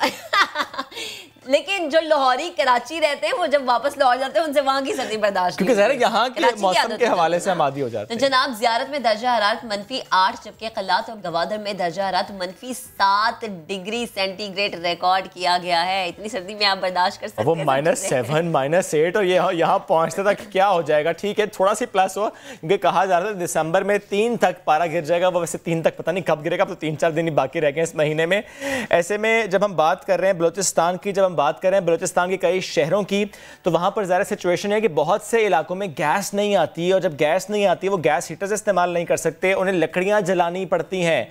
तो लकड़ियां यानी लकड़ियों का जो टाल है वहां पर रश लग गया है। तो ज़रा चलते हैं अपने नुमाइंदे मुजीबुल्लाह की जानिब और उनसे पूछते हैं कि वहां पर इस वक्त क्या सिचुएशन है, कि कितनी मांग में इजाफा हुआ है, लकड़ियों की मांग में इजाफा, क्योंकि ज़रा लकड़ी लेकर जाएंगे, वो जलाएंगे तो ही सर्दी का मुकाबला कर पाएंगे। जी मुजीब। जी ऐसा है कि कोयटा शहर में जब सर्दी की शिद्दत में इजाफा हुआ तो ज़ाहिरी बात है जो सुई सदरन गैस का जो वतीरा है वो बदस्तूर कायम है। ऐसे में जो अहलियान कोयटा है उन्होंने रुख किया टाल का, जहां पर लकड़ी की खरीदारी की जा रही है। ताहम यहाँ पर भी जो महंगाई है उन्होंने शहरियों का जो जीना है वो धोबर कर दिया है। जो गुज़िश्ता साल जो लकड़ी फी मन जो लकड़ी है वो जो 600 रुपये फरोख्त हो रही थी, रवा साल वो 700 रुपये, यानी कि 100 रुपये की इजाफे से 1 मन लकड़ी फरोख्त हो रही है। और शहरी जो है ना वो मजबूर है यही लकड़ी घरों को ले जाने के लिए, और यही लकड़ी बतौर ईंधन जलाने पर मजबूर है। जिन शहरियों से हमने बात की तो उनका ये मौक़िफ़ था कि जो पूरे कोयटा के बेशतर मकामात ऐसे हैं जहाँ पर इस वक्त जो शहरी है वो पिछली जिंदगी यानी कि पिछले अदवार में लौट गए, यानी बिल्कुल ऐसा लगता है जैसे पत्थर के दौर में लौट गए हैं, क्योंकि वहां पर गैस नहीं आ रही और उन्हें लकड़ियां जलाकर इससे मुकाबला करना पड़ता है, वरना हाथों की कुल्फियां जम जाती हैं। जब बात हो रही है कुल्फी जम जाने की, तो झील जमी कहां पर, ये बताएंगे ब्रेक के बाद। Stay with us.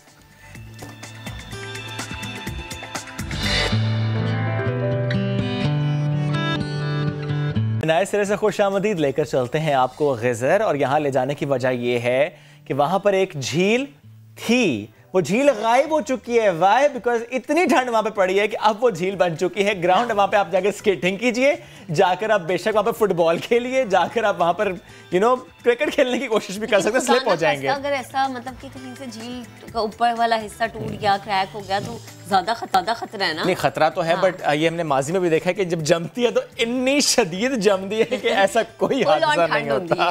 लेकिन जनाब इस पर अब्दुल वाहिद हमारे रिपोर्टर हैं, उन्होंने एक रिपोर्ट तैयार की है, तो आए उस रिपोर्ट को देखते हैं, एंजॉय करते हैं।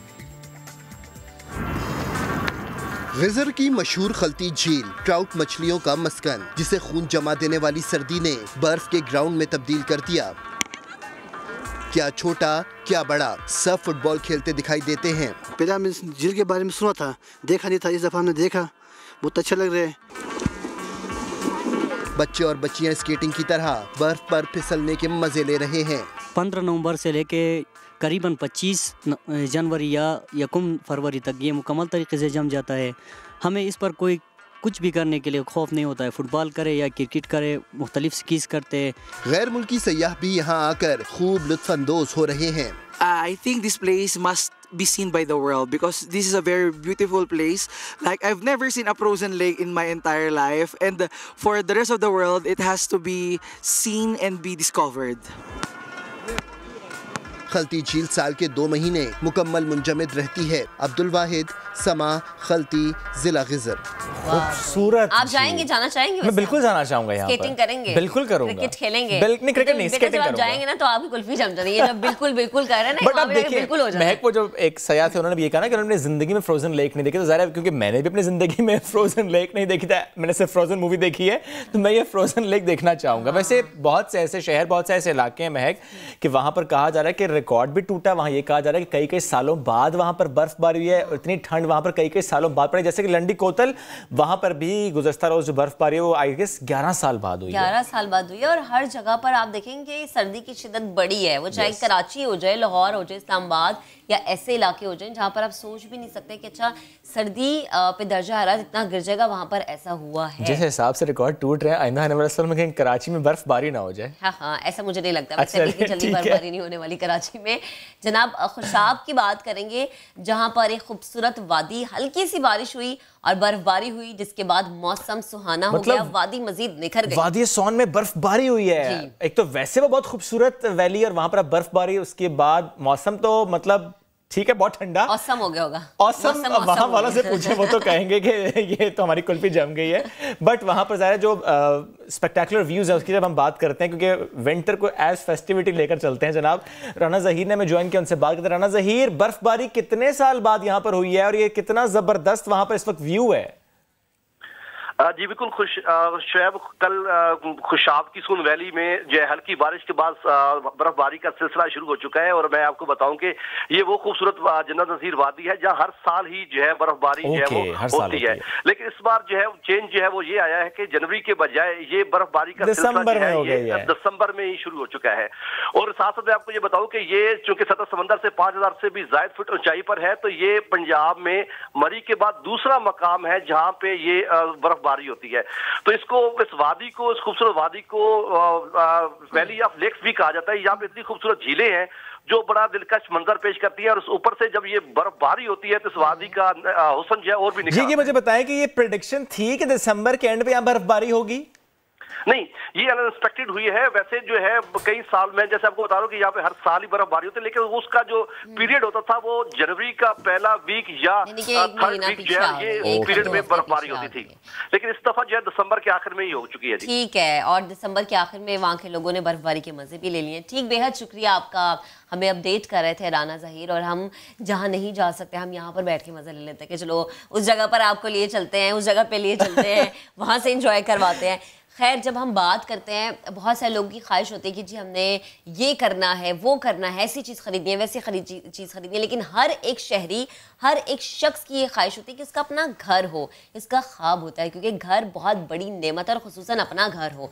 हुकूमत पाकिस्तान यानी पीटीआई गवर्नमेंट ने इसको पूरा करने के लिए कदम भी उठाया, स्कीम दी, जिसके तहत अगर अभी तक अपना घर हासिल आप लोग नहीं कर पाए तो आसानी बैंक से कर्ज लेकर अपने इस ख्वाब को पूरा कर सकते हैं। और तमाम बैंक इसमें ऑन बोर्ड हैं, किसी भी बैंक से जाकर आप वो कर्ज ले सकते हैं। उसमें डिफरेंट टायर्स हैं, उसकी ज़ाहिर शराइत भी हैं कुछ। आज हम इसको समझने की कोशिश करते हैं कि how good is that and how easy is that, because state bank of Pakistan की मुआवनत से तमाम बैंक से अब आप ये हाउसिंग जो लोन है ये ले सकते हैं। इस स्कीम के बाद धड़ाधड़ बैंक्स को एप्लीकेशंस मौसूल हो रही हैं। पिछले अगर 3 महीनों की हम बात कर लें तो इन कर्जों में 45 बिलियन का इजाफा हुआ है। 45 बिलियन सिर्फ इन 3 महीनों में, और ज़ाहिर भी आगे चलकर और लोग भी कर्ज लेंगे। और ये हर वो शख्स इससे मुस्तफिद हो सकता है जिसका अपना घर नहीं है, जिसने कभी अपना घर नहीं लिया, वो अब अपने घर का मालिक बन सकता है। इस पर आपको रिपोर्ट दिखाते हैं कि व्हाट एग्जैक्टली इज दिस नया पाकिस्तान हाउसिंग प्रोजेक्ट, और फिर बात करते हैं इससे मुतालिक मजीद।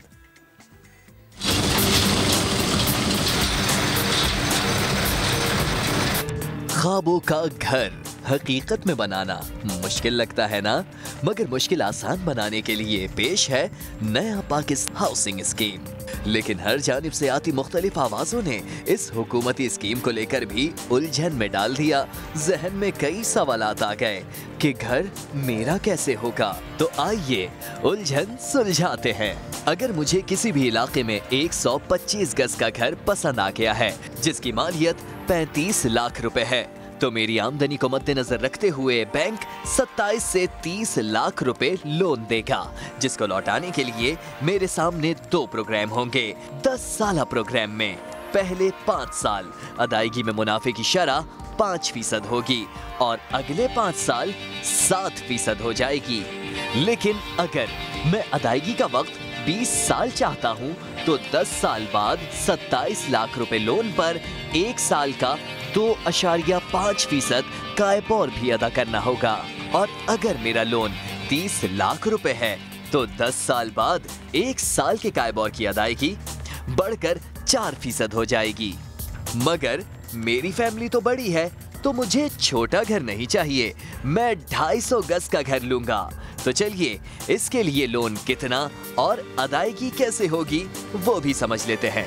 इस बार घर की मालियत होनी चाहिए 60 लाख रुपए, जिस पर बैंक मेरी आमदनी को मद्देनजर रखते हुए मुझे 50 लाख रुपए लोन देगा।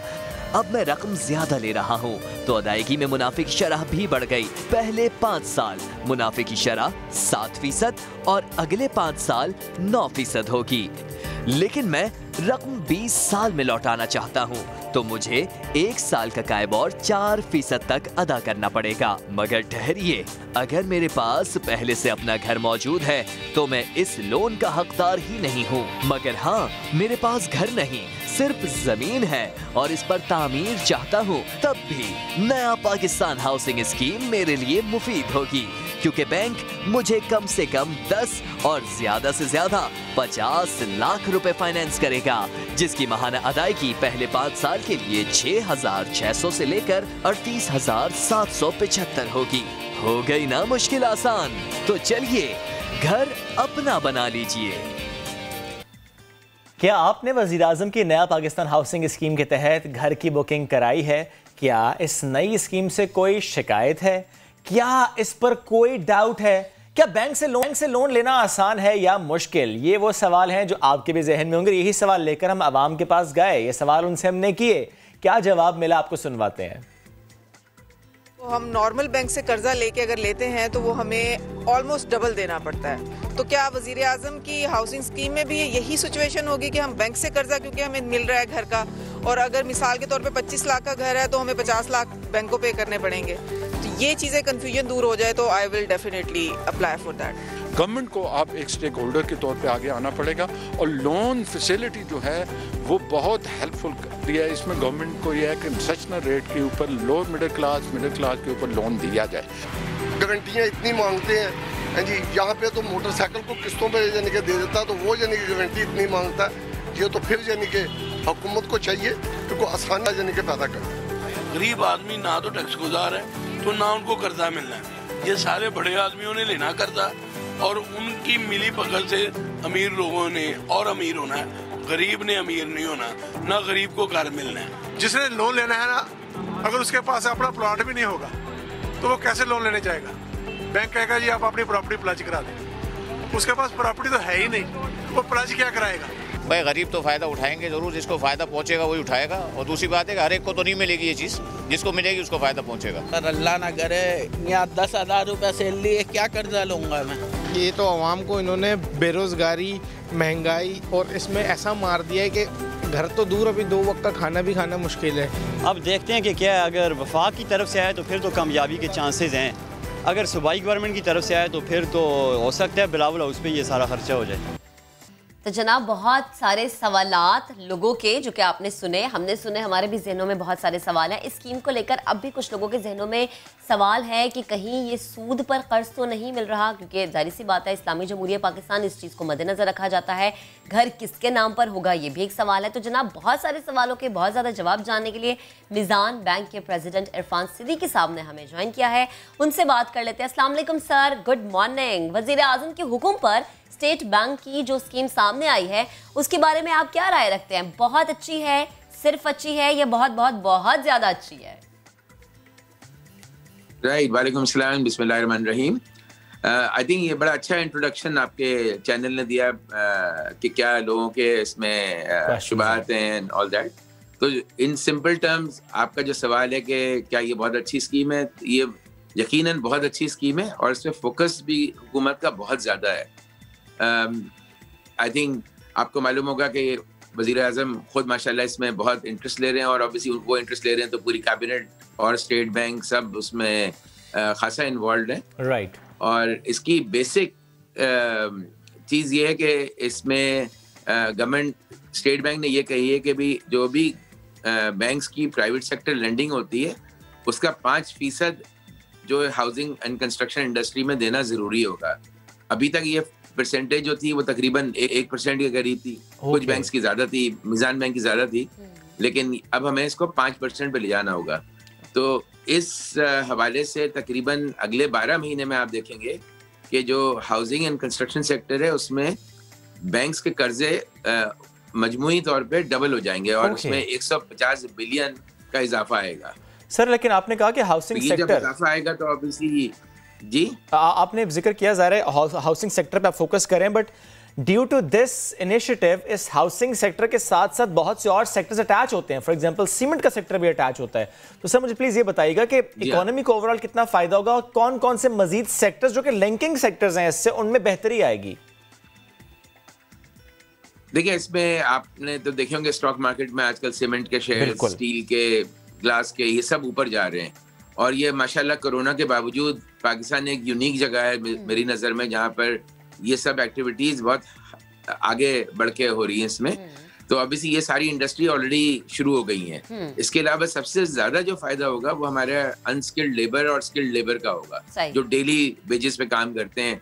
अभी आपके इंटरव्यू में एक साहब बता रहे थे कि भाई उनकी तनख्वाह नहीं है या काम नहीं है या 10,000 रुपये तनख्वाह मिलती है। तो जब एक्टिविटी जनरेट होगी तो ऑटोमेटिकली लेबर को ज्यादा पैसे मिलेंगे, उनको ज्यादा पैसे मिलेंगे तो उनके पास प्रोपेंसिटी ज्यादा आएगी। बिल्कुल ऐसा ही। प्रोपेंसिटी ज्यादा आएगी तो वो घर भी ले सकेंगे वो।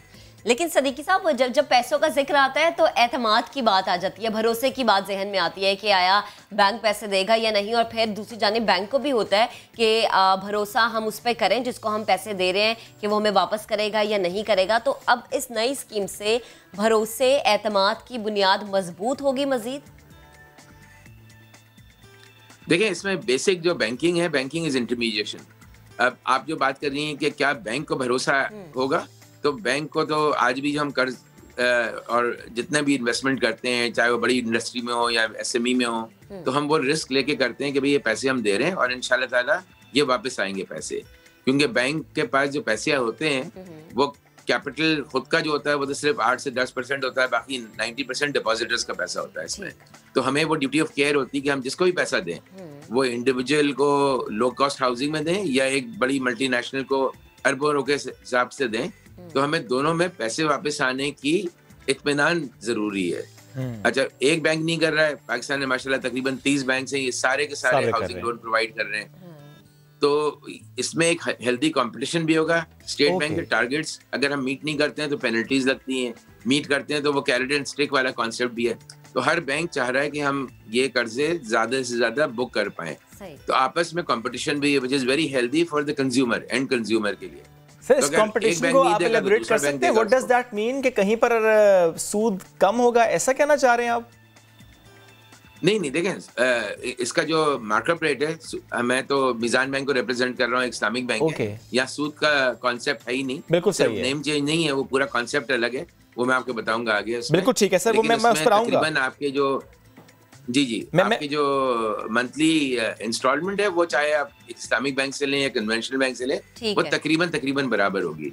लेकिन जो कंपटीशन होगा वो सर्विस क्वालिटी में होगा कि सर्विस आप कितनी जल्दी प्रोसेस करते हैं, कितनी अच्छी तरह उनको हैंडल करते हैं, कितना आसान बनाते हैं उसका। ठीक सर, मेरी आसानी के लिए जरा मुझे ये भी बताएगा सिद्दीकी साहब कि जैसे मेरी तनख्वाह कम से कम कितनी होनी चाहिए कि मैं कर्ज ले सकती हूँ, और बैंक को गारंटी के नाम पर क्या रखवाना पड़ेगा? क्योंकि यही दो सवाल हमारे शहरियों ने किए हैं। जी जी, इसमें मिनिमम तनख्वाह की लिमिट 25,000 रुपए और अपर लिमिट कोई भी नहीं है इसमें। और जो सिक्योरिटी की बात आप कर रही हैं, तो जो घर या जमीन एक शहरी लेगा वही हम इसको मॉर्गेज कर लेते हैं। तो ऑब्वियसली इसलिए ज़रूरी है कि जो आप घर या ज़मीन ले रहे हैं वो मॉर्गेजेबल हो, मतलब आप ऐसी आबादी में ना लें जहाँ पर जिनके डॉक्यूमेंट्स मशकूक हों।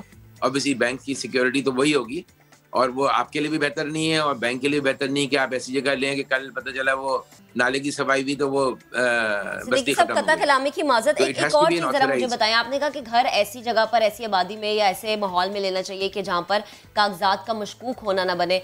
अगर अच्छी सोसाइटी में आप घर लेते हैं, आपको लगता है कि 50 लाख तक घर वहां पे मिल जाता है? देखिए, ये प्रॉब्लम ज्यादा आता है आपको कराची, लाहौर, इस्लामाबाद टाइप सिटीज में।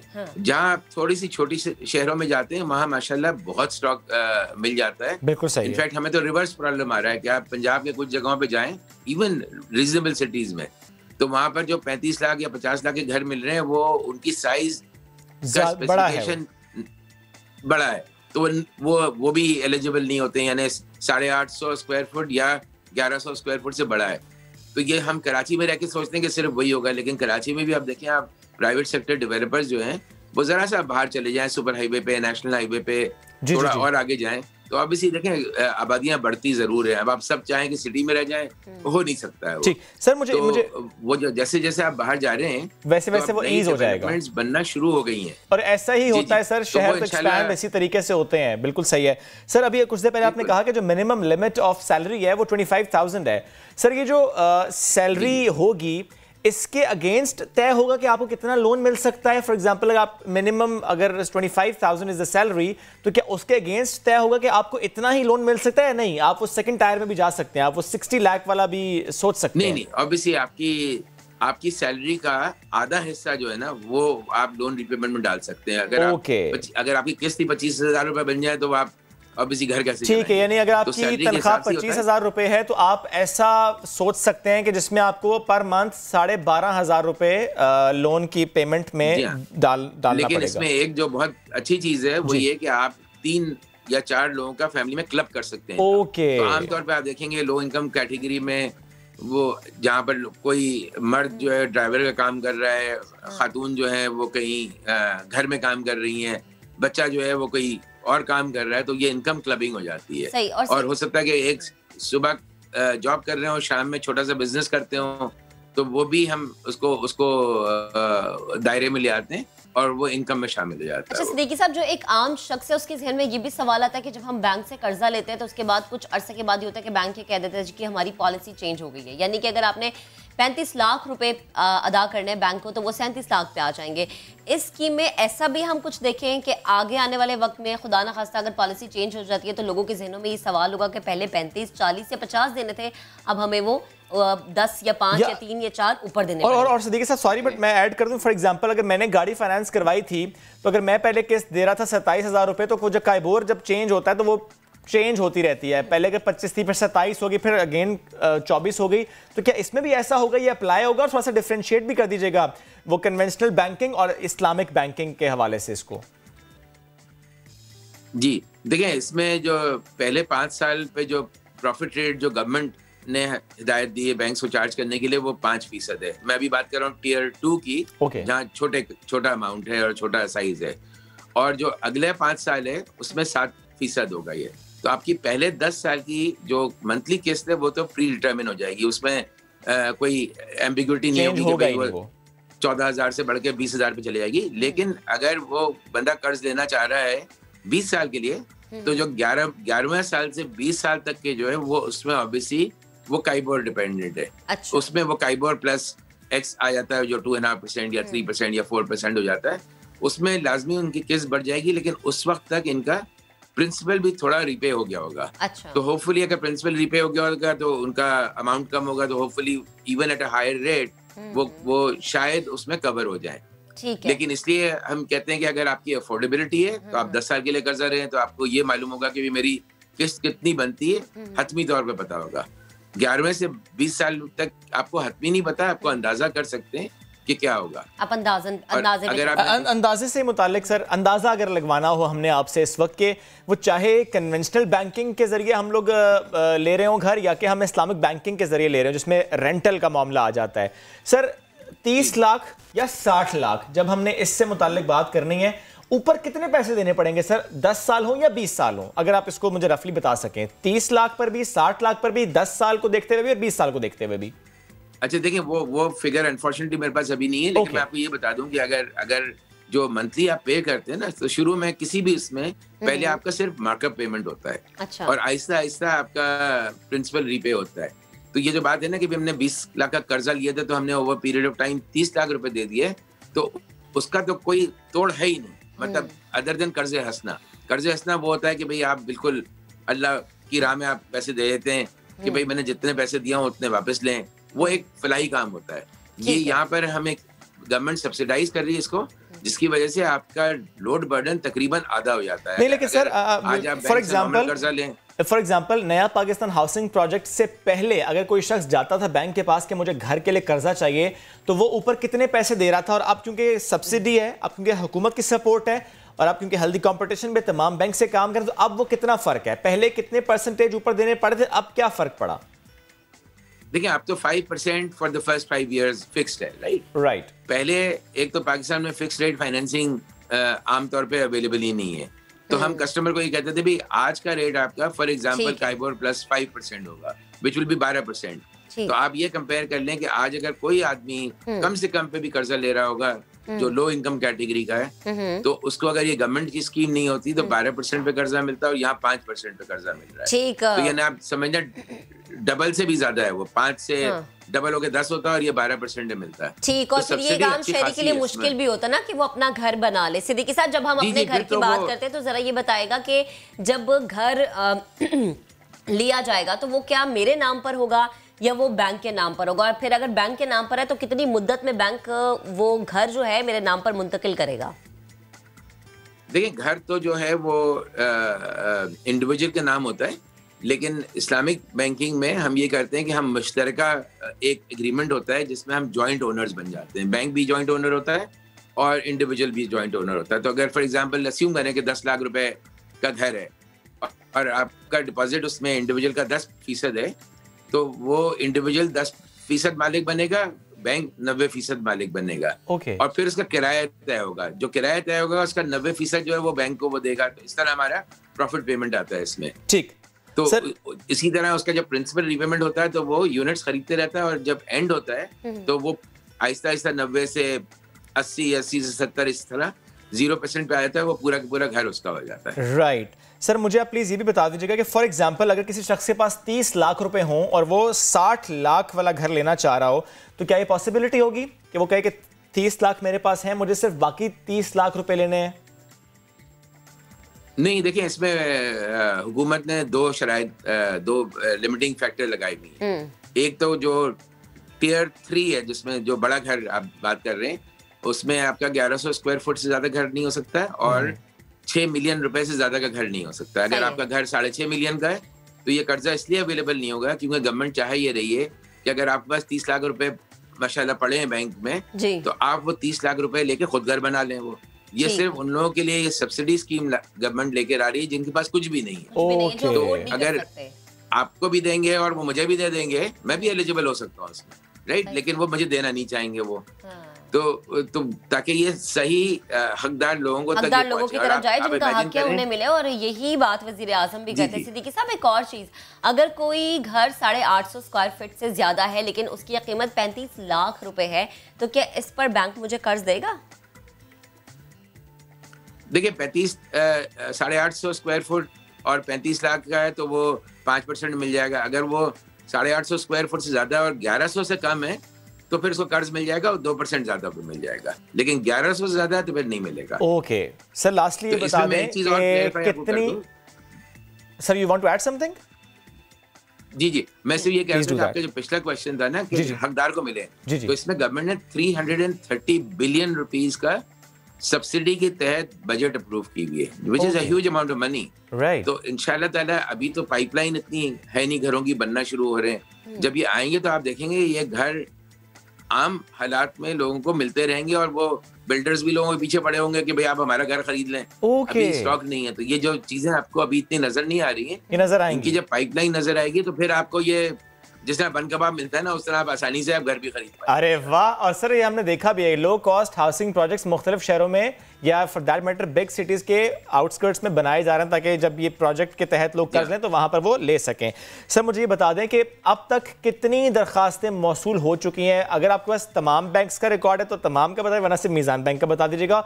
और क्या कोई हद भी है, कोई कैपिंग भी है कि अच्छा इतनी एप्लीकेशंस आ गई तो फिर मजीद नहीं ली जाएंगी? जी देखें, एप्लीकेशन तो हजारों में आई हैं, उनका भी फिल्ट्रेशन हो रहा है। एप्लीकेशन दो तरह से आती है, एक जाती है डायरेक्टली टू नेफ्डा जो नेशनल हाउसिंग अथॉरिटी है, वो मजीद और अपने घर बना के देंगे, उनको एप्लीकेशन जा रही है।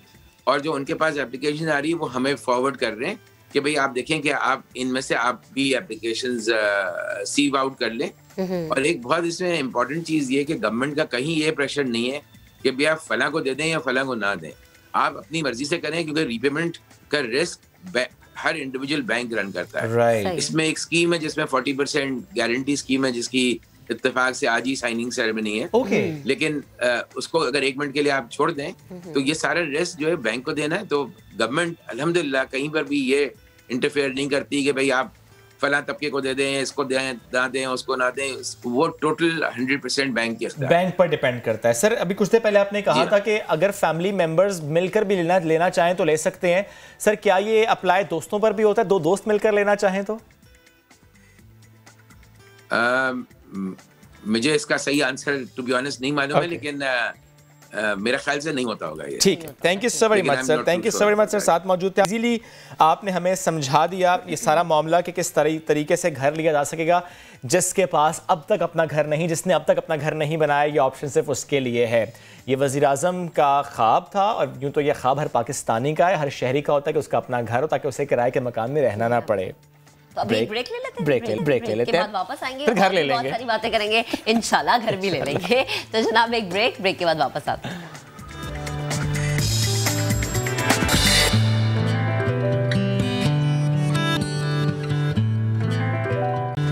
Welcome back once again. Pakistan की जब बात होती है तो नई नई चीज़ों, नए नए मौक़ों, नए नए टैलेंट की भी बात हम करते हैं। जी बिल्कुल, मैं जिस नए टैलेंट की बात करी वो मेरे साथ मौजूद है, नन्हे मुन्ने से हैं, वो शुएब की बिल्कुल बात।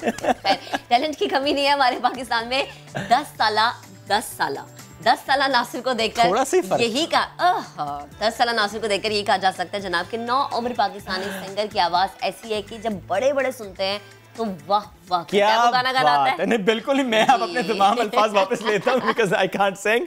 एनीवेज 10 साल साथ की जो हम बात करें, सड़क पर ये किताबें फरोख्त करते हैं, चलते फिरते लोगों को गाना सुनाते हैं। साद और उनके वालिद नासिर और उनके दूसरे भाई हैं वो भी अब्दुल रहीम हमारे साथ मौजूद हैं। बट पहले क्यों ना थोड़ा सा गाना सुनवा दें आपको।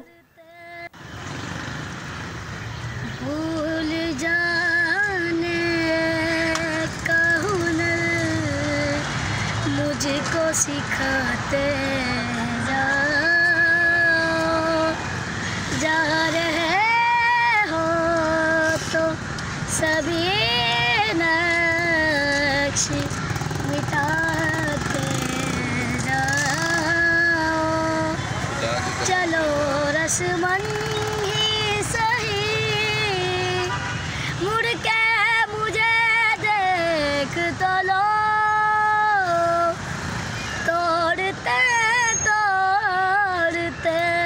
ताल्लुक को निभाते जाओ,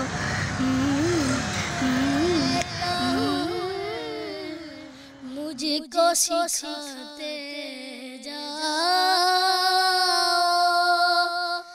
जा रहे हो तो सभी नक्श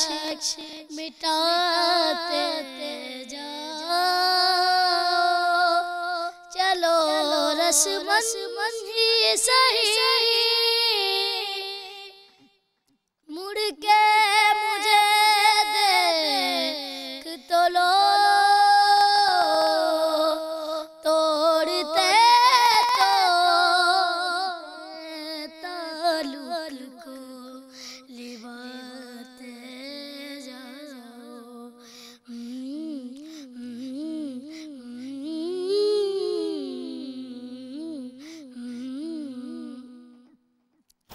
कभी कभी ये मुझे सताए, कभी कभी ये रुलाए, फकत मेरे दिल से उतर जाएगा,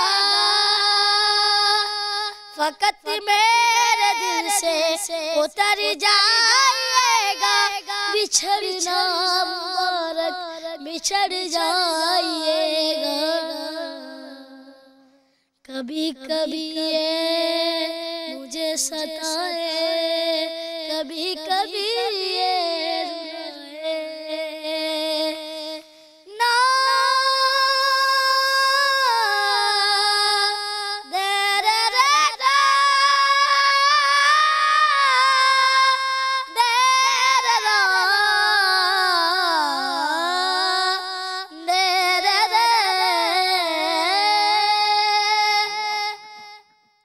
मैं सब जाता हो तो क्या और मांगू, मेरी जिंदगी में मेरी आस तुम हो। ये दुनिया नहीं है मेरे पास तो क्या, मेरा ये बरम था मेरे पास तुम हो।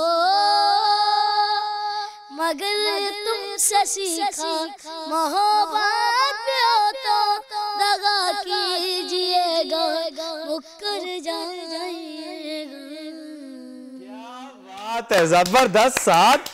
अच्छा, और जरा देखिए कि उसने गाने से पहले कतन ही नहीं कहा कि मेरे गले में खराश है, उसने कतन नहीं कहा कि नहीं सुबह सुबह का वक्त है, उसने कतन नहीं कहा कि आई नीड ग्रीन टी, उसने सिर्फ गाया। और क्या गाया, क्योंकि अक्सर ये होता है हम किसी से फरमाइश करें तो ये जरूर कहा जाता है गले खराब है या अच्छा भी नहीं गा सकते, अभी फॉर्म में नहीं है, लेकिन इतनी जबरदस्त आवाज और अंदाज, क्या बात है। कहीं से ट्रेनिंग ली है, किसी ने सिखाया है या सुन सुन के खुद गाया है? कितनी बार ये गाना सुना इससे पहले कि खुद गाया, क्योंकि आपने तो पूरा गुनगुनाया? इससे मैंने ये 2 दफा सुना था बस। अच्छा, मुझे साथ थोड़ा सा अपने बारे में बताओ कि 10 साल के हो आप, दिन की रूटीन क्या होती है? किताबें बेचना, ये ज़ाहिर है ये आपकी उम्र नहीं है, आपकी उम्र नहीं है काम करने की, आपकी उम्र नहीं है स्ट्रगल करने की। मेरे को पढ़ने लिखने का बहुत शौक है, लेकिन पढ़ नहीं सकता, घर की जिम्मेदारी मेरे पे। मेरे वालिद साहब बीमार है। आप बड़े हो घर में सब? जी। तो क्या सुबह कितने बजे उठते हो, कितने बजे जाते हो? मैं 2 बजे उठता हूँ, तब 3-4 बजे फ्रेश हो जाते हैं। अच्छा। 5 बजे मैं चला जाता हूँ काम से। दोपहर 2 बजे? जी, दोपहर 2 बजे। यानी आप 3-4 बजे चले जाते हैं, तो फिर आप वापस कब आते हैं? वापस में 8-9 बजे। 8-9 बजे आते हो। और मतलब कोई एरिया, कोई जगह आप टारगेट कर लेते हो? अच्छा, मैंने आज इधर जाना है, आज इधर जाना है, आज नहीं, इधर जाना है? एक ही जगह जाते हो? पहले किताबें लेने भी खुद जाते हो? हाँ। किताबें कहाँ से लेने जाते हो? ना, ये उर्दू बाजार। उर्दू बाजार खुद जाते हो या अब्बू साथ जाते हैं? नहीं, मैं अब्बू नहीं जाते। मुझे प्लीज़ नासिर साहब आप भी बताएं, उसने कहा आप बीमार हैं, थोड़ा सा अपने बारे में मुझे बताएं। ज़ाहिर है ये बेटा आपका अभी से सहारा बन रहा है, ये बेटा आपको अभी से सपोर्ट कर रहा है, लेकिन एट द सेम टाइम उसको पढ़ने का शौक भी है। बेच वो किताबें रहा है, हालांकि उसकी किताबें पढ़ने की उम्र है, लेकिन मुझे प्लीज़ आप बताएं इतनी मुश्किल क्या पड़ी कि बच्चे को ये करना पड़ रहा है? असल में घर का कफील यही है। अच्छा। इससे बड़ी बेटी है मेरी। सब कितने बच्चे हैं आपके? मेरे 10 बच्चे हैं, 3 बेटे हैं मेरे, 7 बेटी हैं। और इससे एक बड़ा बेटा है, वो टेलरिंग का काम सीख रहा है, और ये जो है बच्चा घर की जिम्मेदारी पूरी कर रहा है। अल्हम्दुलिल्लाह जैसा भी है, जितना भी करता है ये, उसी में अल्हम्दुलिल्लाह अल्लाह पाक ने बड़ा आसानी की है हमारे लिए। और हमें ये पता नहीं था ये बच्चा गाता है। अच्छा। ये मुझसे छुप छुप के गाता था। अच्छा। तो फर्स्ट टाइम हमें जब पता चला, जब ये हमारे घर पे फर्स्ट टाइम मीडिया आई, एक्सप्रेस न्यूज़ वाले इसको तलाश करते हुए आगे, सही, जब हमें पता चला कि गाता है, ओके, तो उसके बाद से इस फील्ड में चले गया। अल्हम्दुलिल्लाह अब इसका मैंने स्कूल ज्वाइन करवाया मैंने, इसको काम छुड़वा दिया मैंने इसका। ट्यूशन भी ज्वाइन करवाया, 4 तारीख से इसके स्कूल है। और ये मैंने नहीं किया, एक बच्ची है, अल्लाह उनको ज़िंदगी दे, अल्लाह खुश रखे, उन्होंने ये नेकी की है मेरे साथ। तो इसके स्कूल के अखराज वगैरह वो खुद ही अफोर्ड कर रही हैं। उनका नाम शिद्रा इकबाल है, आज न्यूज़ से है वो। बिल्कुल सही। उन्होंने इसको स्कूल के लिए उन्होंने इनको अफोर्ड किया है और हम उनका बड़ा शुक्रगुजार है और पूरी मीडिया का शुक्रगुजार है कि मेरे बच्चे के लिए वो इतना फेमस कर रहे हैं, मेहनत कर रहे हैं और अल्लाह का बड़ा शुक्र है, अल्लाह का बड़ा एहसान है। इसकी आवाज़ की वजह से उसकी ज़िंदगी संवर जाएगी। हमारी कोशिश यही है, अभी अल्हम्दुलिल्लाह इसको स्कूल ज्वाइन कराया, अभी हमने रिक्वेस्ट ही की है गवर्नमेंट से कि इस मेरे बच्चे को कोई ऐसी एकेडमी मिले जिसका ये शागिर्दी में आए और ये ज़िंदगी में कुछ बने और ये मुल्क का नाम रोशन करे और हमारी खिदमत दिल जान से कर सके। बच्चे की ख्वाहिश है कि मैं पढ़ूँ लिखूँ और मैं कुछ सीखूँ। गाना चाहता है ये ज़िंदगी में और ये सिंगर बनना चाहता है, इसकी दिली ख्वाहिश है। माशाल्लाह आवाज़ इतनी अच्छी है।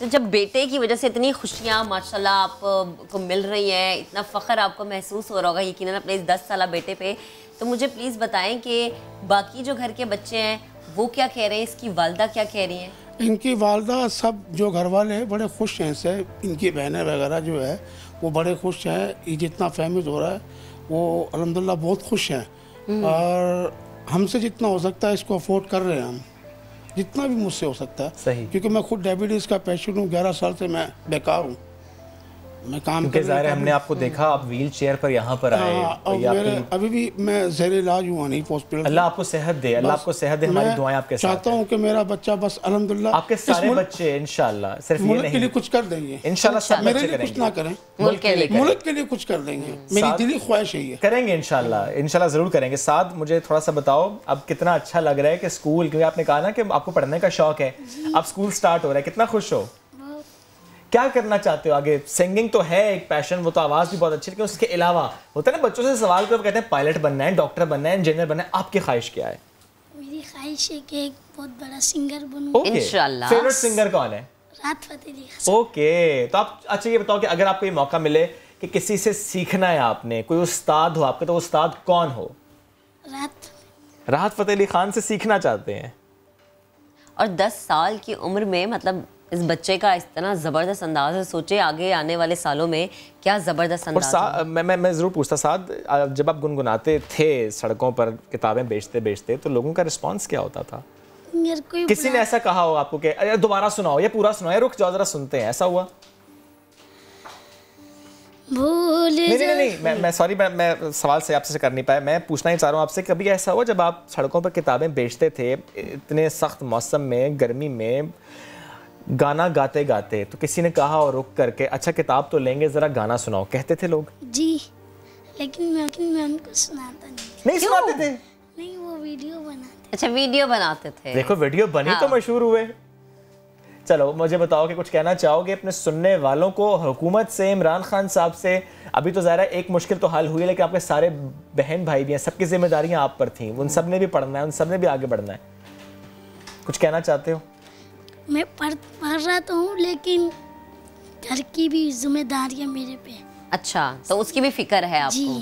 ठीक, तो जो लोग देख रहे हैं उनको क्या मैसेज आप दोगे? उनका मैं शुक्र, मेरी इतनी अच्छी वीडियो देख रहे हूँ। अच्छा, शुक्रिया अदा करोगे, वीडियो देखी, आपकी हेल्प की, आपके अब्बा को आपको आपके अब्बा के लिए बाइसे फ़ख्र बनाया जी।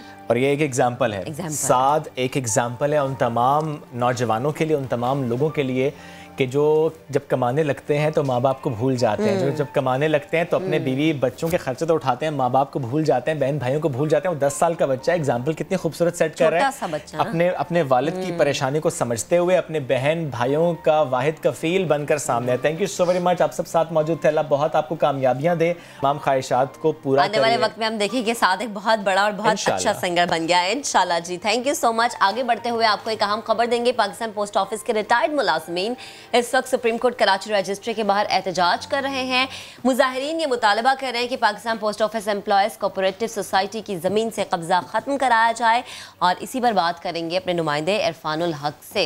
इरफान बताएगा, एहतजाज किया जा रहा है, मुतालबा सामने रखा, कोई सुनने वाला है, कोई यकीन दहानी कराई गई, मजीद क्या मुतालबात सामने आए इनकी जानिब से? देखिए, मुजाहिरीन तो सुप्रीम कोर्ट रजिस्ट्री के बाहर मौजूद हैं। उनकी कोई दरख्वास्त सच पेंडिंग नहीं है और ना ही उन्होंने कोई पटिशन फिलहाल दायर की है, मगर उनका ये कहना है कि उन्होंने 1976 में ये ज़मीनें खरीदी थी, अपनी जो ज़िंदगी भर की जमा पूंजी थी वो लगाई थी, मगर जो साबिक SSP हैं मलीर के राव अनवार, उन्होंने उनकी कई अफसरान की मिली भगत से इन जमीनों पर कब्जा करवाया और जो इनकी जिंदगी भर की जमा पूंजी थी अब वो चली गई और इनको ये जमीनें वापस दिलवाई जाएं। और यहाँ पे बुजुर्ग ख़वातीन हैं। इसी मुतालबे को लेकर आज वो हमें सड़कों पे भी नजर आ रहे हैं। इरफान, आपका बेहद शुक्रिया। अपनी मदद आपका जज्बा हो तो मुश्किलात पर काबू पाना हो जाता है आसान। ये एग्जाम्पल सेट की कराची के एक NGO ने। जिला वस्ती में शफीक मोड़ से सोहराब गोट तक सड़क की मरम्मत का काम खुद से शुरू कर दिया। They didn't wait for the government और ऑर्गेनाइजेशंस के वो आए और काम करें। उन्होंने कहा कि हम ये खुद करके दिखाएंगे। उन्होंने किया। खुर्शीद आलम की रिपोर्ट आपको दिखाते हैं। हुकूमत को जो काम करना था वो NGO ने संभाल लिया। कराची में शफीक मोड़ से सोहराब गोट तक जगह जगह से टूटी सड़क की पैवंदकारी और फुटपाथ पर रंगो रोगन करने 100 से ज्यादा रज़ाकार पहुँच गए। सुबह से शाम तक लोगों को बेहद तकलीफ होती थी, तो ये हमने इसको फोकस किया कि यार ये हम अपने ताउन से जो है इनको जो प्रमोट करें और इसको फैसिलिटेट करें, लोगों के लिए आसानियाँ करें। नौजवानों का कहना है अपने मुल्क और शहर को खूबसूरत बनाने के लिए हमें भी आगे आना चाहिए। एज अ यूथ मैं तो इस बात को बिल्कुल अप्रिशिएट करूंगा और मुझे बहुत खुशी हुई कि हम आपका कराची और मेरा कराची नहीं बोल रहे, आज हम बोल रहे हैं कि ये हमारा कराची है।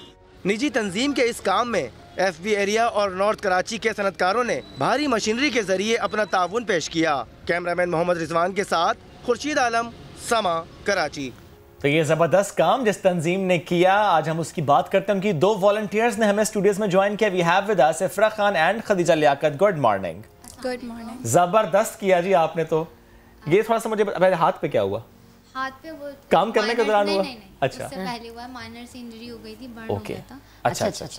अच्छा, मुझे ये बताएं कि ये काम जब हम इस तरह के काम के बारे में सोचते हैं हाँ गवर्नमेंट का काम है, हमें क्या है भाई, आप लोगों ने ये नहीं सोचा? आपने कहा कि ये भाई हमारी जिम्मेदारी है, हमारा शहर है, हमने इसको बेहतरीन बनाना है।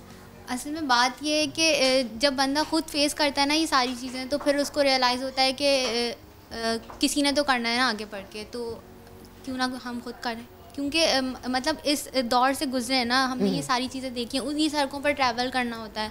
तो फिर क्यों हम वेट करें किसी का कि कोई आएगा और हमारा मसीहा बनेगा, हम खुद क्यों ना कुछ करें। अच्छा, ये जो आपने कहा कि कोई आएगा हमारा मसीहा बनेगा, इससे मैं ये समझूं कि उम्मीद छोड़ दी है? नहीं, इसका मतलब ये है कि उम्मीद नहीं छोड़ी है, लेकिन इंतज़ार नहीं किया, इंडिपेंडेंट हो गए। अच्छा, मज़ीद इंतज़ार नहीं करना, खुद मुख्तारी इख्तियार। अच्छा, ज़रूर आप लोगों ने कोशिश की होगी इफ्रा कि पहले जो ड्यू प्रोसेस है उसे फॉलो किया जाए, कोई एप्लीकेशन लिखी जाए, जिनका काम है उन्हें कहा जाए कि प्लीज़ आइए और ये कीजिए, ऐसा किया था या नहीं? आपने पहले सोच लिया कि वो तो आएंगे ही नहीं?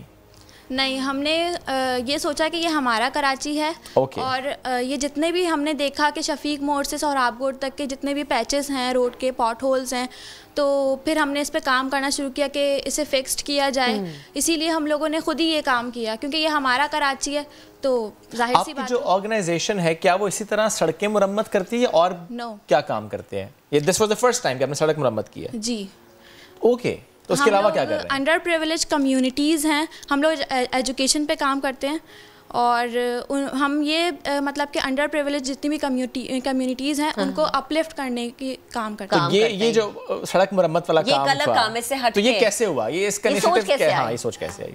ये सोच ऐसे आई कि हमने देखा कि जो भी शहरी हैं उन्हें बहुत ज़्यादा तकलीफ़ का सामना करना पड़ रहा है। शफीक मोड़ पे बहुत ज़्यादा पैचेस थे और पॉट होल से, जिसकी वजह से आए दिन एक्सीडेंट वगैरह का सामना करना पड़ रहा था।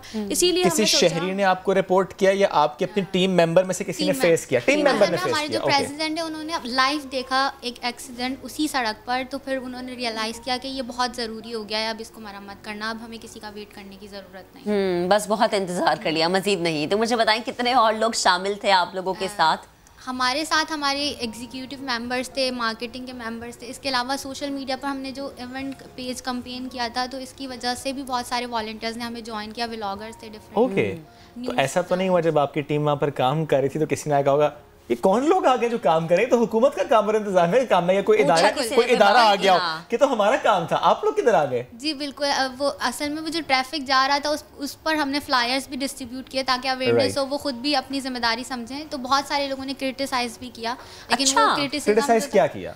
यही कहा कि आप लोगों का तो काम नहीं है, गवर्नमेंट का काम है। लेकिन क्रिटिसिज्म तो एक अच्छा और आप उसको पॉजिटिव लेना चाहिए। अच्छा, तो मुझे ये बताएं, अब क्या मजीद सड़कों की मरम्मत का और भी इरादा है? क्योंकि कराची में एक ऐसी सड़क नहीं है, बहुत सारी सड़कें हैं। ये ना महक बता दें अपने बिल्डिंग के बाहर वाली सड़क का आपको, कि वहाँ पे हम गुजरते हैं, बहुत ज्यादा गड्ढे हैं वहाँ पर। जी, हमारा अभी फेज़ 1 कंप्लीट हुआ है। हमने अभी सोहराब गोट, शफीक मोड़ टू सोहराब गोट कंप्लीट कर लिया है। अब हमारा फेज़ 2 स्टार्ट होगा इंशाल्लाह। और देखें, हमने इनिशिएटिव इसीलिए लिया है कि लोग जो है आगे बढ़ के खुद भी अपने अपने इलाके को ओन करें। यानी जिस इलाके में कोई मसला है तो उसके लिए किसी इंतजामिया का वेट ना करें, खुद से पुल इन करें। अगर हाथ बढ़ाया तो लोग इनका हाथ थामे। ये बहुत जरूरी है, क्योंकि आप लोगों को फंड्स की कमी हो जाएगी। बिकॉज जितने मसाइल कराची के हैं और जितना अच्छा काम आप लोगों ने किया, लोग अब आपसे कांटेक्ट करेंगे कि हमारे इलाके का ये मसला, हमारे इलाके का मसला ये, और ये ना हो कुछ सालों बाद आप लोग के एनजीओ छोड़ो पॉलिटिकल पार्टी बनाते हैं। नहीं सर, ऐसा बिल्कुल कुछ नहीं होगा। मकसद ही हमारा यही था कि अगर हमने ये फेस किया है हमारे इलाके में, हमने ये इनिशिएटिव लिया है, तो आगे बढ़ के आप डिपेंड ना करें, हमें भी कॉल करने की आपको ज़रूरत नहीं है। आप खुद आगे बढ़ें, इनिशिएटिव लें, अपने इलाके की सड़कें मरम्मत करें, सफाई का ख्याल रखें, प्लांटेशन करें, क्योंकि इससे आपकी जनरेशन को फ़ायदा होगा। अच्छा, तो मुझे बताएं, अभी तक किसी ने आपसे कॉन्टेक्ट किया? कांटेक्ट तो बहुत सारे, जब हम लोग वॉलंटियर्स के लिए हम लोगों ने सोशल मीडिया पे अप्रोच किया था, तो बहुत सारे लोगों ने कहा था कि हमारे इलाके में भी बहुत ज़्यादा ज़रूरत है इसकी। तो हमने कहा इंशाल्लाह देखते हैं, लेकिन आप लोग खुद भी देखें ना, खुद भी ध्यान रखें, दूसरों पे डिपेंड ना रहें। अच्छा, मुझे बताएं कि गवर्नमेंट की तरफ से कोई रिस्पॉन्स आया या उनकी तरफ से कुछ एप्रिसिएशन मिली या कुछ कहा गया?